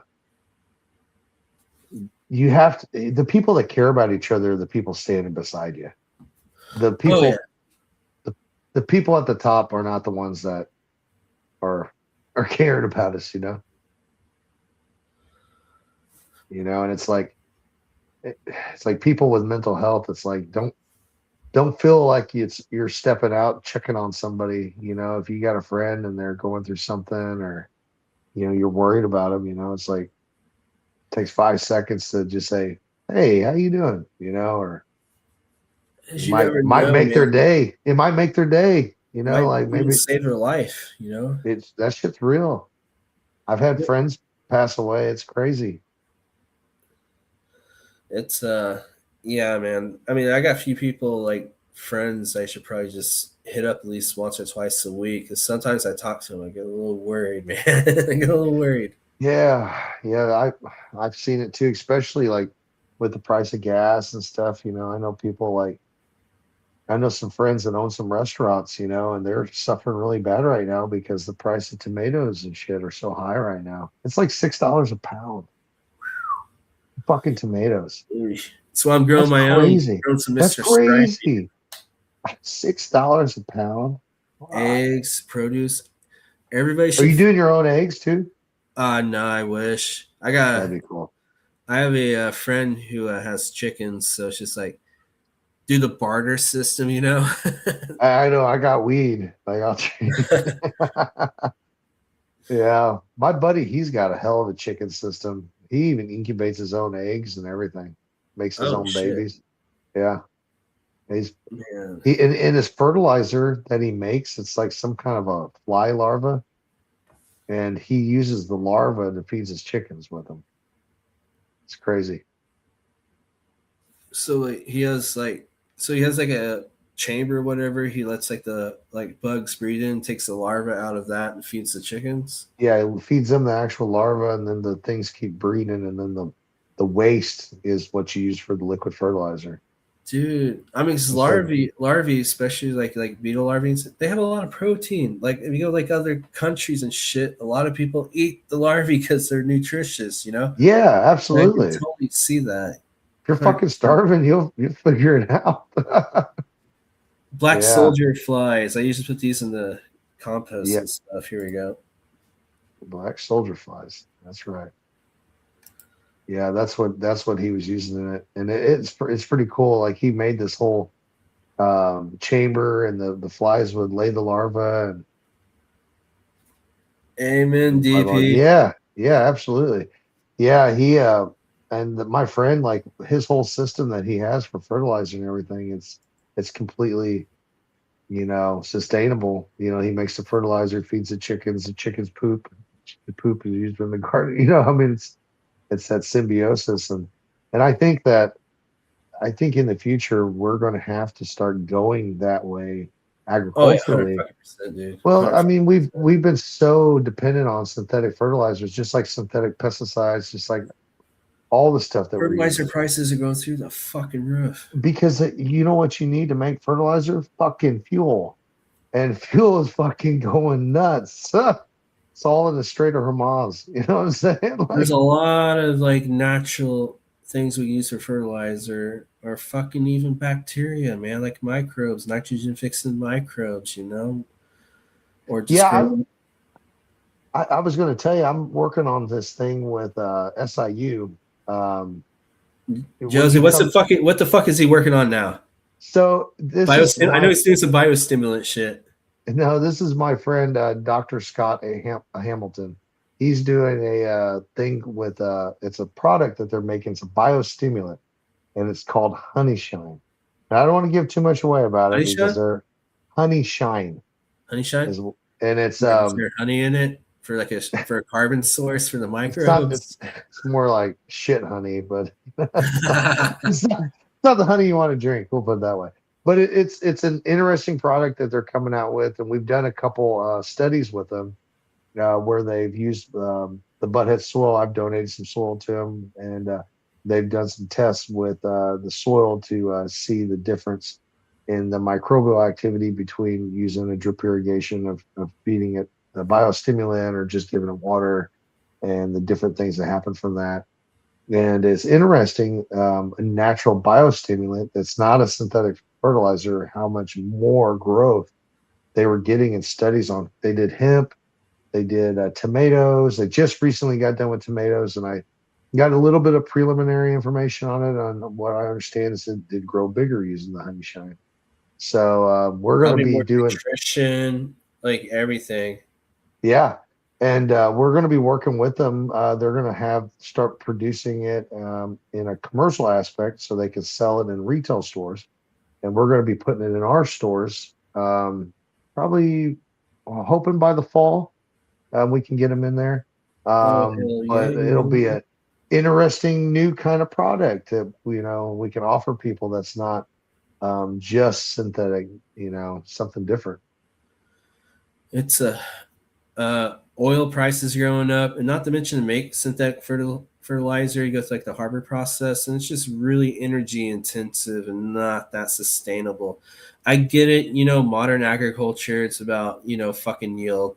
So yeah, you pump ammonium nitrate in the ground, your plants are gonna take that up, and you get yield, man. But like, you're not thinking long term. Like Yeah. synthetic fertilizer is not fucking sustainable. A few generations, good fucking luck. We have these biostimulants and biofertilizers.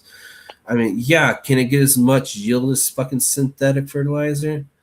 No, but I mean, we can get enough fucking yield to feed people, and it's sustainable. But You know, if we started that path, you know, going more organic, why could we not yield more? Like we were just talking about that I mean, Amazonian we soil. can breed varieties that respond better to it. I mean, We'll a lot learn of more. fucking varieties we make in the labs at universities and shit, they're made for fucking synthetic fertilizer. That's what they had. We're not testing it as much as we should. Oh no. The market's owned by Monsanto and synthetic fertilizers, but that market's changing, and people are going to have to think of something more sustainable that they can use with agriculture that's not so expensive, because we won't be able to afford to buy the food that we need to eat. That's what's going to happen with that, We can especially only with till so much and pump six synthetic. dollars a pound tomatoes. That's crazy.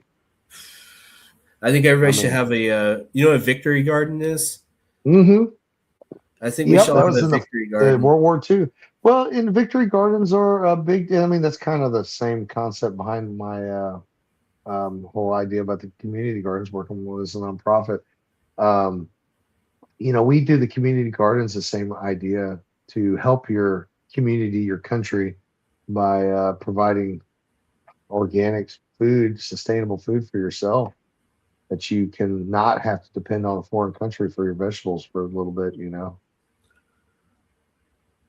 Oh yeah, and not to mention, folks, heirloom veggies and fruits. Holy shit! Like, man, like I grew this variety of tomato last year called Mr. Stripey. I could just eat it like a Oh, fucking I can just eat it I've like a had that. goddamn. It blew my fucking mind. You're used to like It's the like beef. purple, a little purple, right? Or this one was like orange, but there are like some purple varieties that taste very similar. But these tomato varieties, it ain't like the fucking beef tomatoes you get at fucking Safeway or something. Like these, like I didn't know tomatoes could taste like that. It's like I didn't even cut it, put it on my sandwich. I would just fucking eat it like a pear. It was like the Hmm. most insane thing ever. And like these pepper varieties, like they taste tropical. you Hmm. know, They're it not isn't like spicy. I mean you get them like real spicy too, but just like the tastes are like tropical. Say like you get like a jalapeno from the grocery store. Yeah, it's hot, but it doesn't have too much of its taste. But a lot of these pepper varieties are just fucking phenomenal, man. And it's like, am I eating kiwi or something? It's just like the most insane thing ever. That's a really good point you brought up with the pepper. I bought peppers from the grocery store that were grown in Mexico, and they have no flavor. They're just like it's like an empty shell. It's crazy. Same with tomatoes from Mexico. A lot of times they have no flavor. They may have the structure, but they don't have anything else. They have no taste. They have no flavor. And even the jalapeno, it was maybe a little spicy, but I remember when I put it in my tacos, like it was like couldn't really taste the jalapeno. It was crazy. But yeah, when you're dealing with organic grown vegetables or vegetables that you grow at home, I think God, the flavor it's so much better. Oh yeah, and I would really, I hope we get to the point where like, I mean, yeah, you always have like your small like craft cultivators and like heirloom veggies and fruits, your home garden. But I think if like even some of these like bigger companies, if they would start, using like microbes and cover crops, for their nutrients, I think they would get a higher quality product than they're just blasting, ammonium nitrate and everything. And I think over time, maybe you can do a little bit of breeding and then you can get like the yield, the sustainable yield. So I think that's the reason right now that like biofertilizers haven't taken over, because you don't get as much yield as you would with synthetic fertilizers. But I mean, the biofertilizers nowadays, they're kind of getting dialed in, it possibly can compete.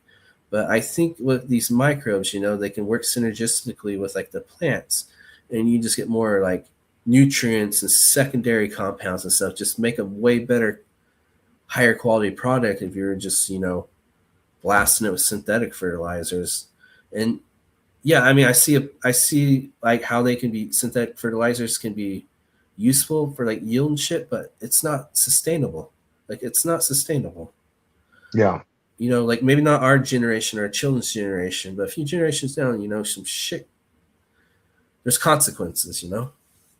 Well, and we had a privilege this year. You were talking about how amazing the different flavors of vegetables are that we don't really know about that Walmart doesn't even carry, right? And you're not joking. I mean, we worked with this company called Baker Seed Company. They're out of Missouri. I recommend checking them out sometime. They have a website online, bakerseeds, I think.com.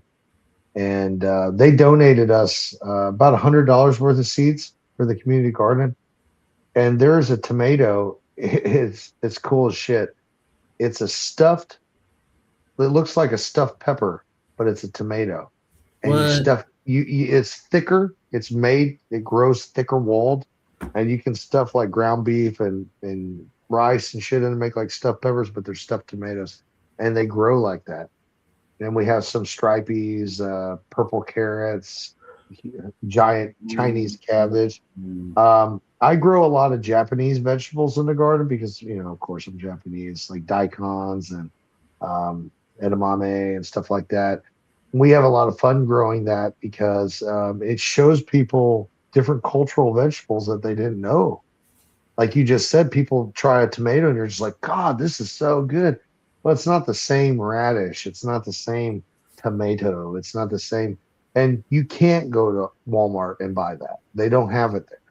Oh no. And that's what's cool. And it's interesting watching people try it for the first time, like a daikon radish or something. It's like, I don't know what this is gonna be good. And then they try it and they're like, man, that was fucking good. And it's a cultural thing too, different kinds of vegetables and foods, like if Chinese or Mexican, when that comes into an area it's never had it. I mean, it's interesting to experience something that's different than the same old thing. And I think you get that more out of Victor Gardens because what if the gardener's Indian? Oh yeah, man. You're going to have a variety. You're not getting that at the grocery store. You're just getting beef steak. Getting like I mean, one, possibly two varieties of tomatoes. red, orange tomato. That's all you're getting. You don't get, and they ain't even fucking red because they pick those sons of bitches when they're still green, Oh yeah. and they hit them with that argon gas. Ain't that right? See, yeah, I think it is argon. Yeah, Argon and or like nitrogen or something. yeah, I forgot which one it I is, think but it's argon. they hit them with that gas, and it changes the color to like an orange tint. It's not even red because it's not really ripe. Then you pay $6 for it at Walmart. $6 a pound Oh, for it at Walmart. well, think about cannabis too. Cannabis is the same way. I go buy weed from a dispensary or the weed that I grow at home. There's night and day difference. And a lot of times, like from friends of mine that work in that dispensaries and stuff like that, it's because they're on a tight schedule on when they can harvest. So they're not watching it like when I'm growing cannabis, I'm watching the trichomes. I'm waiting until they get amber. I got my own little thing. Everybody's like, I've heard people say 30% amber. I've heard people say 10% amber. I've heard people say no amber, just cloudy.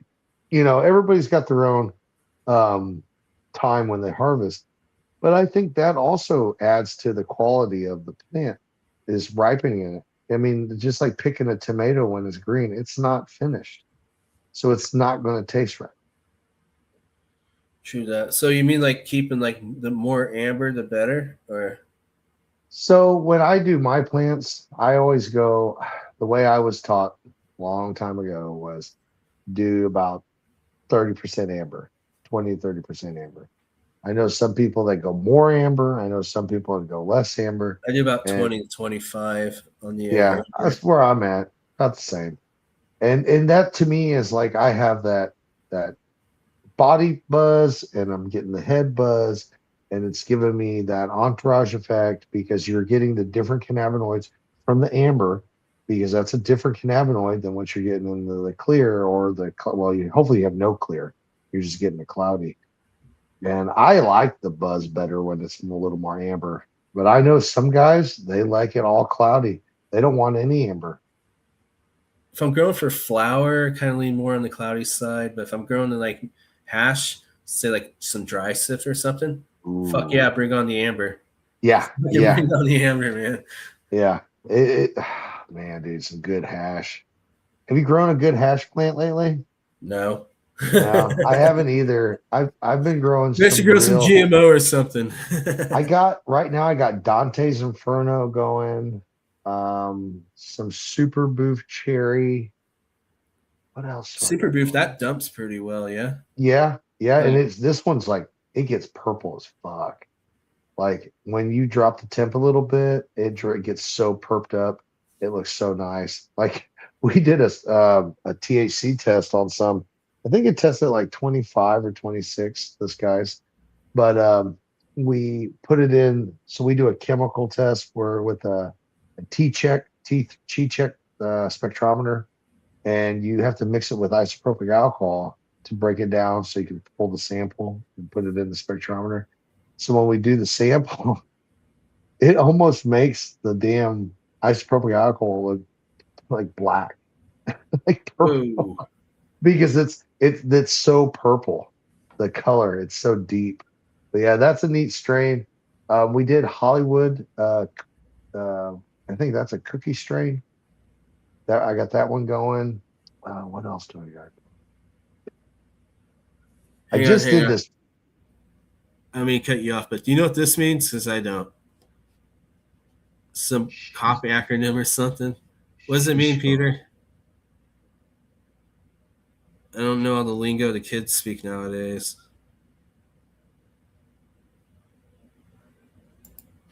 Oh well. uh, Konnichiwa.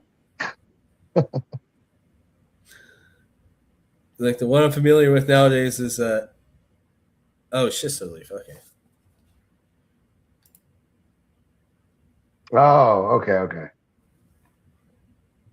But yeah, it is really interesting, you know. Oh yeah. So, do you ever play around with like any San Pedro at all in the past, or Peruvian No, torches or Peruvian torches? no, I haven't done that. I did mess with a little bit of peyote cactus, growing that. That was kind of neat. You do like a ceremony down like Arizona or something? No, Texas? I honestly, I'm still growing it. Gotta wait like 10 years. Yeah, you do. Yeah, so we still got a ways to go before we get that button. But it's still interesting, just the way the cactus grows, and when I got it, it was just a button. So it's interesting. So, I've actually never done peyote. I mean, I've done like, Peruvian and Bolivian torches, which also have mescaline, but I never came across peyote. Maybe like one day or something, I'll go like the desert, Sonora Desert, and do like a ceremony or something. yeah, that I would like love go to do to stuff like that, man. like a reservation, like do the whole Yeah, like thing. the Navajo reservation. Because I I'll be like so down. psychedelics, man, but I never done a ceremony. I feel like I'm missing like The something, piece, right? the piece, or the human aspect of it, in a way. So I Well, always and that done was like solo, or like maybe like, oh hey, I'm gonna take a couple grams of shrooms with the friends at the lake or something. But I've never done like a ceremony. well, and it's interesting. Like when you think about a lot of religions in the past, a lot of old religions, they used ceremonial psychedelics to really tap into the religious part of it. I mean, from in Native Americans to the Chinese to the South Americans, they would use Bala, different things. the Jews, they used like Yeah, psychedelics. and what kind of even they even say with Christianity that they used cannabis in a lot of their ceremonies. Oh, Like the Jesus, anointment Jesus, oil. Yeah, yeah. yeah. So I mean, there's different things that they would use to give them that effect, so they would feel or be able to, feel the spirit or whatever. That whole mentality behind that, it's almost like you almost need that ceremonial part of it or that activity, kind of like what we talked about earlier with the music. Like you can't Yeah. listen to hit them up while you're trying to trip mushrooms because it'll fuck up your trip. But if you're listening to like Mac Miller, you're cool. And I think that's where that ceremonial. But man, think of how much more intense that would be to be like people beating on fucking drums and just That's the doing the reason I want to dance. do ayahuasca. First time I do ayahuasca, I want a ceremony.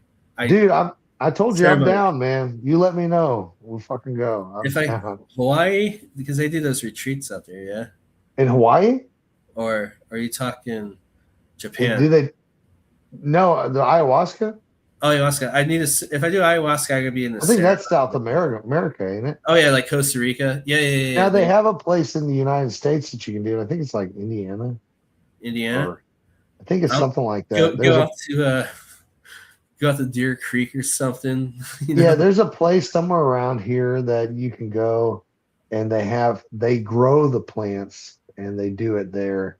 But I don't know. It'd be cool to get the full fucking experience to go down to like South America, like where it's from. That would be the most gangster thing ever. Ayahuasca in Japan. I think that would be the most gangster thing ever. No shit. Ayahuasca in Japan. Well, I would definitely do it in Japan. That'd be cool. I did not I know see.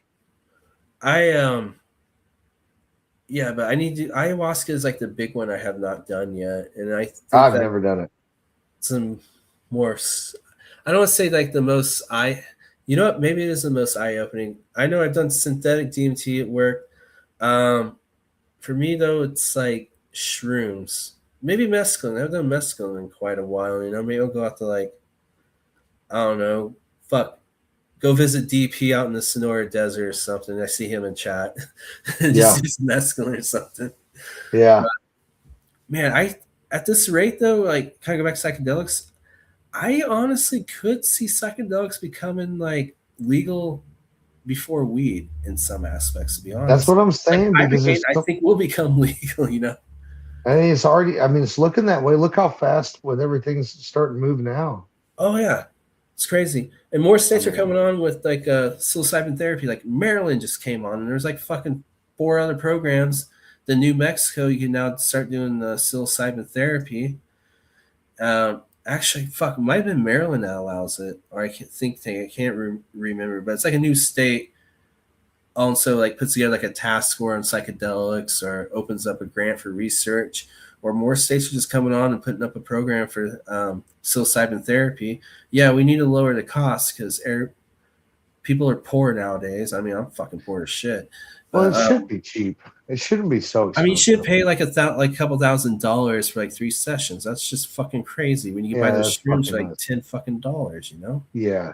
Yeah. That's just greed. That's greed. Yeah. And that's not helping anybody. And it's like, oh, we have to do this integration. It's just like, all right. Like, I get the whole cognitive behavioral therapy thing, but I don't think something like that would necessarily work with psychedelics. Because a lot of these fucking therapists have never done psychedelics. You can't explain that. Yeah, that's a whole new rhythm, you know. Well, it's just like cannabis laws being made by someone that's never smoked cannabis. I never understood why these kind of things are being decided on by somebody that doesn't understand, like a doctor that's never done it. I think before you should be able to prescribe someone with psychedelics, you should do them. You should know what's going to happen.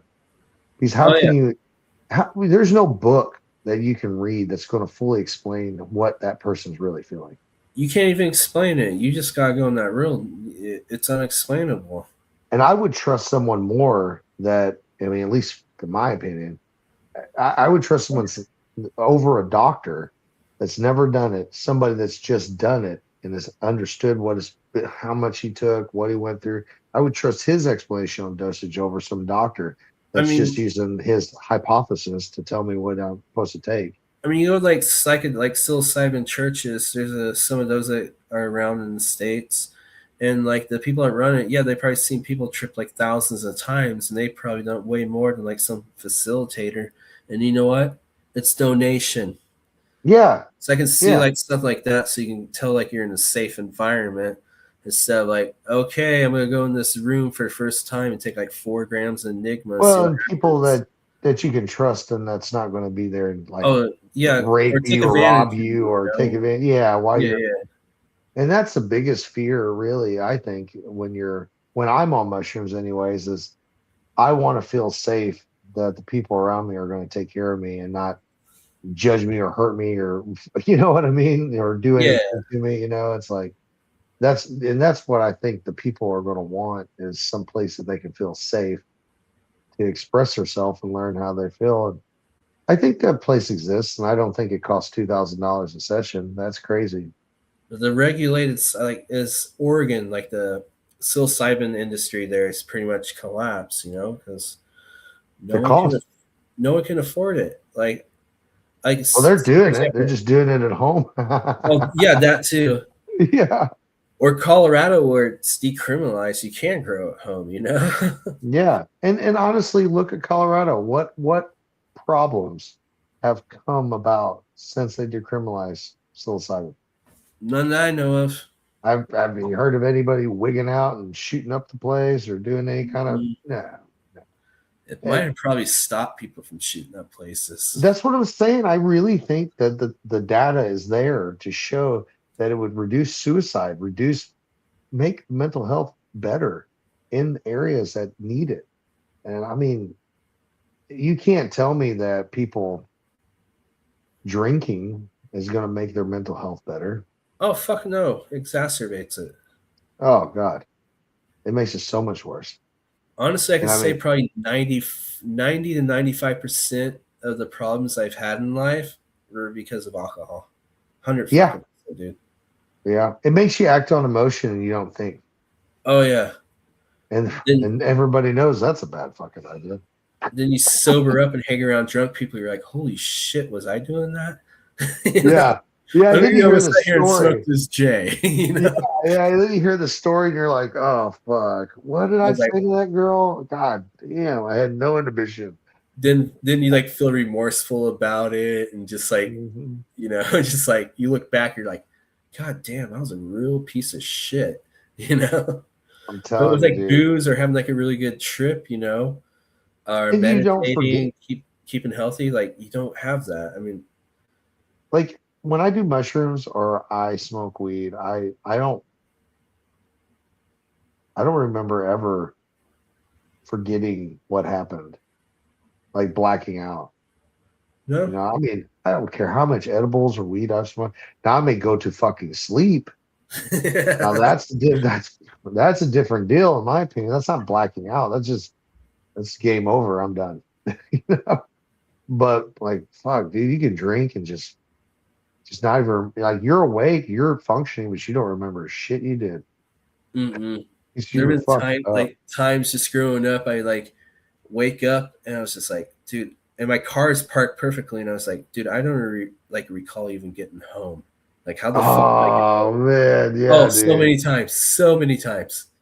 Oh man, yeah, yeah. Where That's, the best one is like when I was like 20, I had this apartment near campus, and I just remember getting fucked up, like holy shit, fucked up, and like waking up on the steps to my apartment, which was like on the second floor, you were door sleeping wide on the open, steps. with the lights on. There's like McDonald's spread out all over me, and like I threw up all over myself. And it was like 4 o'clock in the morning. I woke up and I was just like, how the fuck did this happen? So yeah, Get the fuck out of here. dudes. And as I gotten older, I was just like, God damn it, dude! All those years. Man. But we grew up, back in the 2000 early 2000s and the 90s. That was that was how we were taught. Alcohol was the thing. I mean, that's what everybody did. Everybody drank. I mean, think about how popular beer was back then compared to cannabis. Oh I yeah, remember I remember weed like when I was in school. I remember like weed was something that just came around every once in a while. It wasn't always around. Like, and when it was around, it was like, fuck yeah, we can smoke a joint, and relax while we drink our beer. But it was never always around. And I think that's why weed was a gateway drug, in my opinion, is because who you bought your weed was the same fucking guy that sold heroin, or whatever. bought I my mean, coke and my weed from the same I person. mean, for real. And what would happen is like, oh, I like weed. Weed's where I want to stay. I'm smoking weed. Do. And then all of a sudden, dude can't get no weed. It's dry. You remember that? You remember that times when Oh like yeah, you couldn't find weed? Like that's when you remember everybody would save dry their roaches. spells. Everything Yeah, was they saved sick. their roaches and shit. And you'd be Yeah, busting out the roach jar. And you're smoking this fucking nasty roach weed because like hitting your lighter and like a pipe, trying to burn oh off like the resin on the oh side. the resin. Oh my god, I forgot about that. Oh my Oh, god, you clean I that black remember shit those out. days, dude. Oh, and you put it in there and you smoke the resin. You didn't even have any weed. Oh, I could never Worst do that fucking anymore. headache ever. I'm so spoiled now being able to grow with legally and not worrying about it.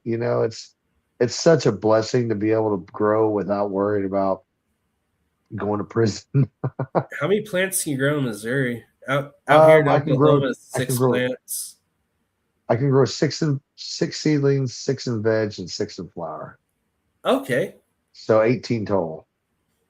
I think that should do you. Yeah, yeah, Enough to yeah. share. Enough to share. And see, I always so what I do with my grow room is I do multiple chambers.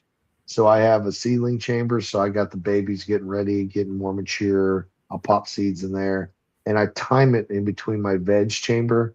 So my veg plants, they're getting ready, getting bigger. So by the time my shit's done flowering, I can just throw my veg plants in. It's just revolving, and that's the best way I've done it.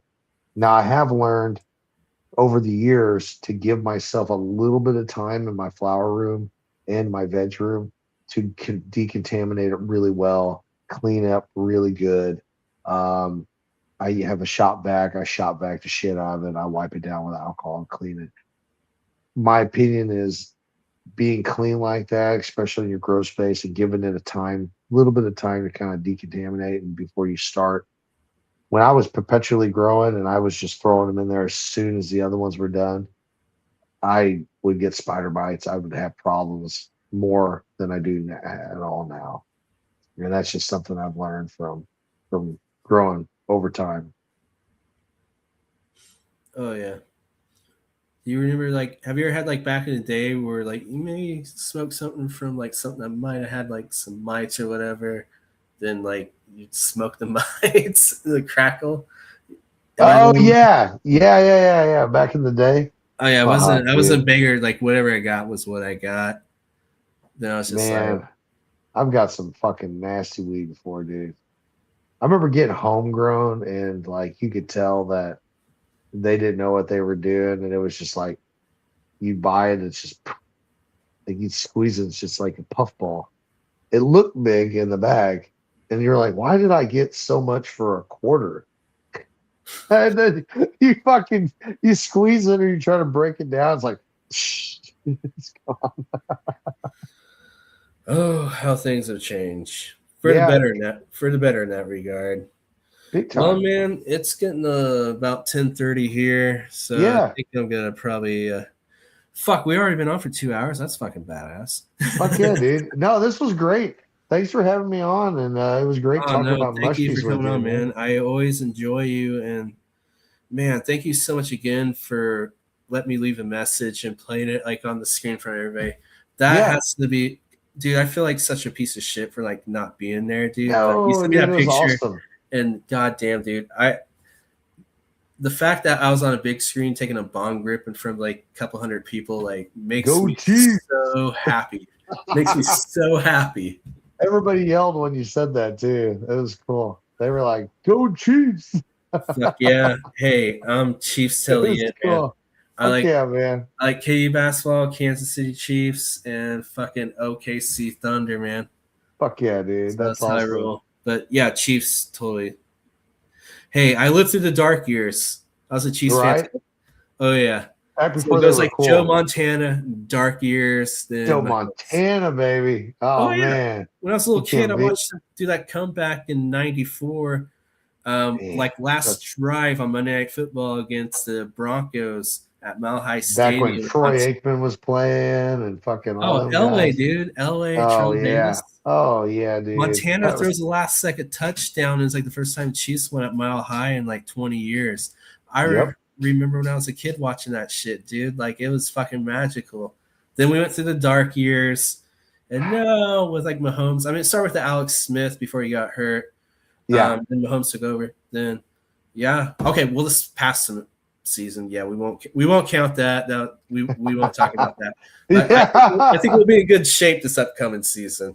Yeah. I'm feeling pretty strong about it. They got to get ready to fill that new stand. Oh yeah, OKC's OKC. gonna repeat, man. Hell They're gonna yeah. repeat. That's awesome. Hey, No, it's a I'm local excited. team, so. Fuck yeah, dude. Got to represent the local, man. I All love it. right, brother. Thank you so much, man. This was Peace, brother. amazing, dude. I Thank you. gotta. We'll get on again. We'll talk again. Oh, anytime you want, man. Like you're Oh a yeah, good dude. anytime. You I have love being on. good morals, honest guy, brother. Anytime you want, dude. Just be like a regular guest. Just hop on. Just Yeah. text Fuck me yeah, like, hey, dude. man. Anytime, brother. All Fuck right, man. yeah. I will catch you later, brother. Peace, brother. See ya.